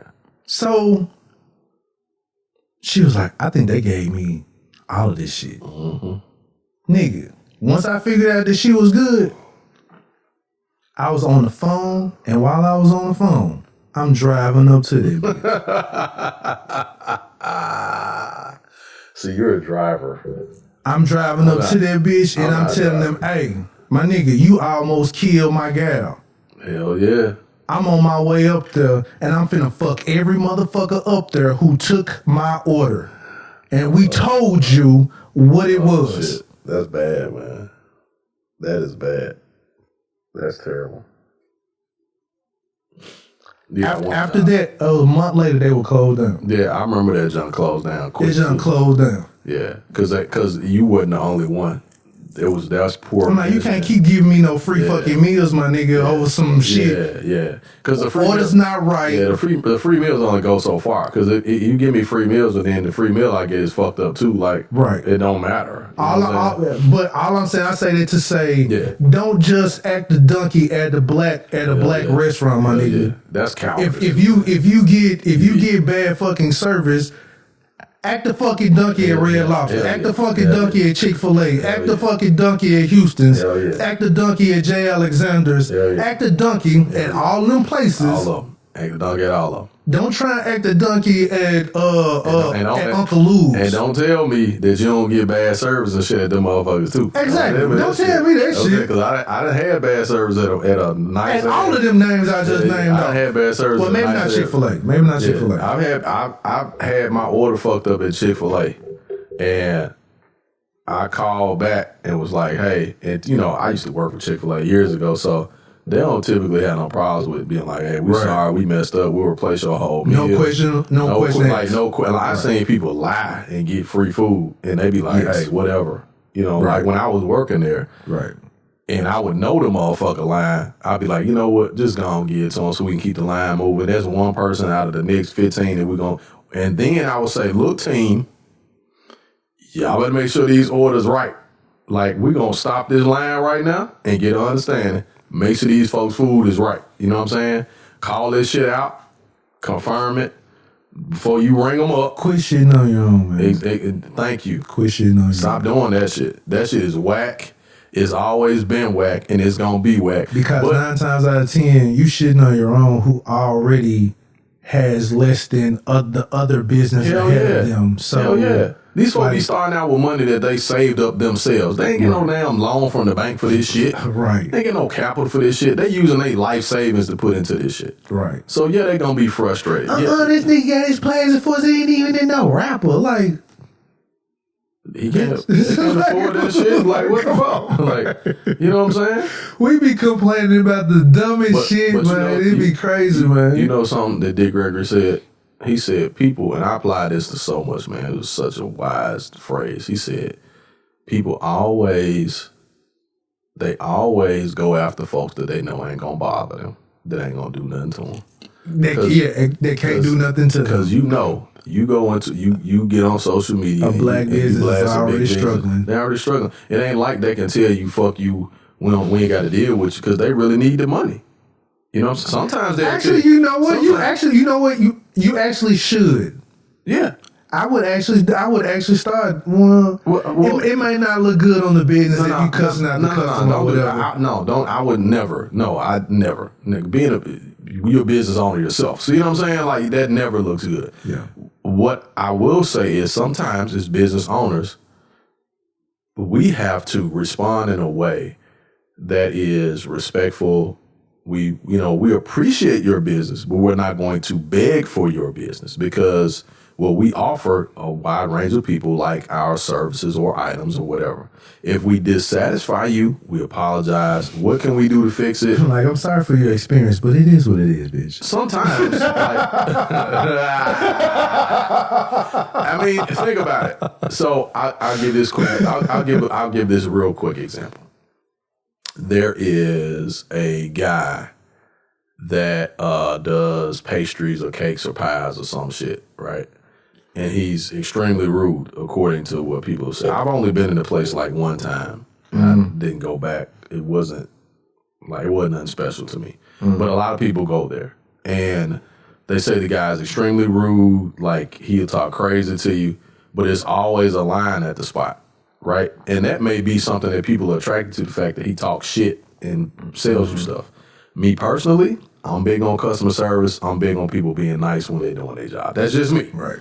That ain't got to be like, when I say quality and stuff, I've heard this from, a lot of people.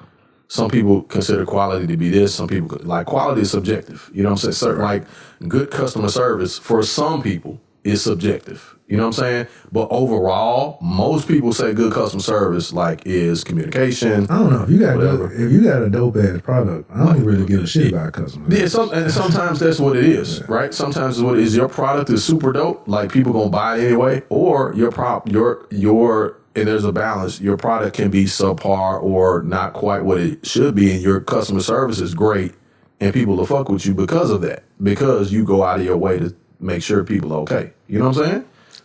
For the most part, yeah. I'm not saying service up, do a subpar service or a product. I'm saying it may not be up to what it should be, but because your service is good or your customer service is good and communication is good, people will mess with you, right? Again, though, people will go after businesses that they know is not going, like, because guess what? In all honesty, Houston's can tell you, like, you can go in Houston's and act a fool, and Houston's will say, okay, we're going to put your motherfucking ass out. Like, we don't want you to come back. And we don't want you to, and they'll ban you or bar you from coming back in the restaurant. For any of them junks. Exactly. So, like, with, Sam's Fish Shack, like, you got to really, really act a fucking fool for me to be like, man, don't come back in here no more. You know what I'm saying? Mm-hmm. Like, if you complain and have an attitude, I might tell my team, like, hey, y'all, go on and take care of them and get them straight, right? You know what I'm saying? But if you're a dick, like a complete dick, like if you're a person that calls every day complaining about something and you only been there one time, then I might tell you, like, you know what, this probably ain't the restaurant for you. This probably ain't, you need to go to Jason's Fish Shack. You know what I'm saying? Like, don't take that shit to Jason's. No, I'm just saying. I'm just saying, you might need to go somewhere else where you're better served, right? Yeah. You know what I'm saying? Like, sometimes as a business owner, you just got to be like, hey, you know what? All money ain't good money in that aspect. Yeah, that's let me go ahead. I was just about to say, all money ain't good money. Let me go ahead and shuffle you on. Because really, you're costing me money to constantly have to deal with you every time you come in here. Damn, dude, this took a mean ass fall. I'm sorry. But there are times where a lot of us count on that. If I complain, I'm getting some free shit. Okay. If I complain, all right, there you go. I get a free meal. There you go. If I complain, I get a free drink. There you go. If I complain, I get a gift card. All of that shit. Yep. And stop that shit too, man. Especially with the black business. Hey. Yep. Because y'all be trying to get free shit out of your people, man. Y'all be stop that shit. Let's be real, people. Let's be real for a moment. Yep. Let's be real. Hopefully, the white people have turned off the volume by now about this conversation. They listen to trying to listen to it too. Right. Yeah, black folk shit. So I just want to say, hey, don't do this with the black business. Okay. Yeah. Try to get all of your free shit at the Houstons, the JWILLDOES. The people that can afford to give you all of the franchises. Yeah. But like when you go to Uncle Lou's, hey. Yeah. Politely go up to there like, hey, you know what? Yeah. My drink order wasn't quite right. Yeah. Can you go ahead and fix this for me? Yeah. Oh, you know what? My bad, sweetie. I'll go ahead and get that for you now. You know what? Yeah. And sometimes it's just a matter of telling them. Exactly. And look, they may not be as nice as you want them to be because they busy as fuck, right? But they go and get your shit for you. You know what I'm saying? Exactly. She may be like, I ain't getting your right drink. No, you didn't. Oh, baby, I'm sorry. We just busy back here. My bad. I got you. I'm straight. My bad. Here you go. Have a good one. Have a seat. And they going on doing what they doing. But we think you ain't stopping to pay attention to me. I'm a customer. Motherfucker, it's 30 other people in this motherfucker. Right. Not just your bro. I don't know you customer. Dusty bitch. Shit, get the fuck out of here and shit. It's like, my bad, I got your... it's like hearing people complain about Wayne Guru prices. Like, motherfucker, I ain't gonna lie. Okay, yeah, it's pricey, right? It's not some shit I'm gonna listen to me. I love it, but I'm not buying that shit every night of the week. I'm not buying it 3 times a week. I may get it on the weekend, but I like to get the shit, right? I'm not gonna complain about it because I know how much it fucking costs. So I'm gonna make sure I got enough to pay for it when I get there. That's why, yes. You know what I'm saying? I don't understand people who complain but still fuck with you. I'm gonna make sure that, hey, if I gotta do an extra yard or something, like I want my wing group, I'm gonna get my 3-piece, or my 5, and I'm gonna break it up and eat part of it today and part of it tomorrow, if that's what I'm gonna do. But I'm already gonna make sure I got my money. You eating food like a crackhead. Hey, you need to just divide his 8 ball. Hey, I am a crackhead in one way, and it definitely ain't the crack. It definitely ain't the crack that Franklin Saint be pushing, if you know what I mean. Oh man, this nigga ain't half down, half later. Hey man, I'm not, I'm cut back and shit. I'm trying to get to the point where I ain't eating it. So, Damn, you know what I'm face saying? ass. Hey, it's whatever, man. It's whatever, man. Fuck out of here. This motherfucker. Oh my God, Derrick Rose is going back to the Knicks. That's some bullshit. Dude, did you see that shit? Should nobody play for fucking Knicks, man. I'm sorry, man. I don't know. I'm like, the Knicks, do you know what y'all are doing? Nah, man. They gave up the Derek Smith dude. And Derrick Rose still hooping. I mean, I don't want Derrick Rose to go to the Knicks. I mean, Devin Smith. They gave up Devin Smith for Derrick Rose. The Knicks don't know what the fuck they doing. Man, like seriously. The Knicks don't know what the fuck. Like the Knicks organization is it's a dumpster fire. Like every year it's a dumpster fire. What the fuck's wrong with y'all? James Nolan, like they traded Devin Smith for Mr. Glass. Oh my God. Derrick Rose, we love you, brother. You're not. He's Mr. Glass. No, he's not, man. Okay, all right. Derrick Rose ain't been out of injury last like 4 years. He been hooping. For real, D Rose been balling. All right. He been balling, dude. For real. Like has he played a game yet as a Knick? Who? Nah, I think that just happened like today or something. All right. But I'm saying, like, nah, man, I still love D Rose. D Rose does not deserve to go to fucking Knicks, man. Like, D Rose should be a Grizzly or something right now. Why would you wish that upon us? Cause dude, have you been watching D Rose play the last 3? D Rose been balling. The hell you say? Not enough for us to want him on our team. Yes, he has. Like, yes, the fuck he has. To want Derrick Rose on the Grizzlies. Dude, if Derrick Rose came to the Grizzlies, and we talk about this off the show. Derrick Rose, if we had a position available for him, would not be a bad pickup to have a veteran Derrick Rose on your roster. Like, him coming out of a second unit, giving you quality minutes, and he can score. Hell yeah, I'll take Derrick Rose. At least for 2 years. But that means you would have to give some pieces up for Well, that's what I'm saying. I ain't talking about that. I'm saying in a hypothetical type of situation. Like, I would take Derrick Rose over some of these other motherfuckers who ain't doing shit. Not sure if you could pick up a piece without having to give nothing away. Sure, yeah. That's what I'm saying. In a hypothetical situation, like Derrick Rose ain't slaw. Like, you know what I'm saying? He ain't MVP Derrick Rose, but he ain't garbage. You know? Like, come on, man. Like, nah. I'm just saying there are better options. Maybe so, but I'm just saying I like D Rose. I still like D Rose. D Rose is still hooping. Gotcha. So, anyway. Oh, man. Crack kills, or does it? Crack saves. Crack saves live.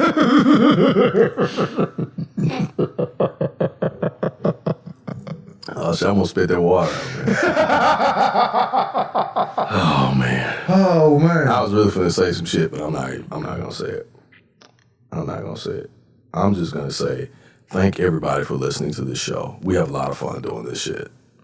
We do. We have a lot of fun doing this. We do. So thank you for listening. And keep listening. Shit's only gonna get better. It is. And we didn't have to copy anybody else's show to do this show, by the way. We just came with our own. Hey, man, I'm supposed to be a gangster, man. I told you when we came up with that. I am the gentleman. Sometimes the roles are reversed because we both got, we both have gangster and gentleman in us. You're just a little more gangster than me most days. But there's plenty of gangster in here. I just While I sit up here in all black and shit. Yeah. With white shoes. That's how gangsters dress as NWA shit. They're all black with them white shoes. To let you know what's up. Right, with the color. Yeah. Yeah. But yeah, shout out to everybody listening to the show, man. It's flattery, man. It's just flattery. Yeah, that's all it is. Yeah. Everybody that listens to the show checks in. YouTube views have gone up. Yeah. Picked up. They have picked up. Shout out to the YouTubers, folks who watching YouTube, listening on YouTube. Podbean, y'all pick obviously up. Podbean, of course. As well. Apple, subscriptions. Everybody that consumes the content, you could consume. The subscribers have actually have picked up on YouTube. I've been saying that, so yeah. Continue to like and subscribe. Like, subscribe, follow. Follow, share. Yeah. Absolutely, man. You may mention the skits. Now I've given you the keys to both the Twitter and the Instagram, and you ain't did no skit. You ain't reposted nothing. I'm gonna have to get on you, sir. Get on me. I'll take that this week. We got something coming. Okay, guys, because I know you be making mention of ideas and stuff. So I'm like, all right, I'm giving the pass. I'm gonna see what he want to do with it. Absolutely. This week we got some stuff coming. All right. Okay. Cool. So yes, appreciate the listeners and the viewers. These last few episodes have been very enjoyable. Like Ivan the Great said, it's only gonna get better. If you want to be a guest, man, let me know, let Ivan know, or whatever like that. Shout out your handles, man. Your handles on IG, Twitter, everything. Shout out the handles so that way they know how to contact us. I think the next episode, I think we might have to Zoom. I think I want some female energy, so we'll have some female guests. Might want a female guest. Let's do it. Shit. I don't know. Let's do it. But if not, I definitely got some topics back to the bullshit. But yeah. So episode 71 in the books. Actually, I thought this was a cool little. I actually wanted to keep on going, but yeah. We do this shit, man. Yeah. We actually just need to do this shit more often, nigga. If you in the area, just come on through and just go, well, I don't know, I got thoughts. It's so much nigga got to do with this COVID shit going on. Yeah, I know. So, I know. Yeah. But yeah, I am your host, Jason JWILLDOES. And I got my guy, Ivan the Grizzly. What it do? The great Greg Anthony face ass. And we are the Off on a Tangent. Yeah, definitely that looking ass nigga. Oh, shit. Hold up, man. Wait a minute. Hold up. Before you do that, wait a minute. Before we wrap? Wait a minute. Cause wait a minute.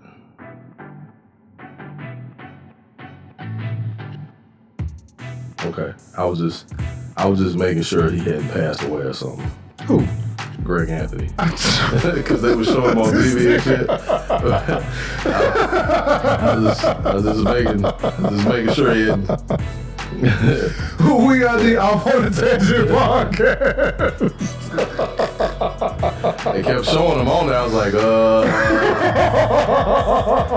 I hope he hadn't passed it. He was checking. Said, Greg Anthony looking at his nigga. And then we were like, oh, damn.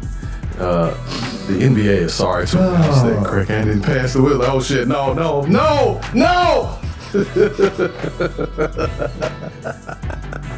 That's fucked up, man. That's fucked up. No, it's not fucked up. That you went there, yes. Yeah, it is. That's how I think, man. That's how my mind is. My mind is terrible. I'm sorry. My mind is gross. It's gross, son. Just like my crack addiction. It's also gross. I freebase that shit. He's talking about ass. He's talking about ass. All right, man. Show's over. Big ass too. Show's over. Show's over. Cut. We out there Off on the Tangent podcast. Cut. Everybody up out this junt. Cut tape. Cut. M-Town. Peace. I love it. Oh shit.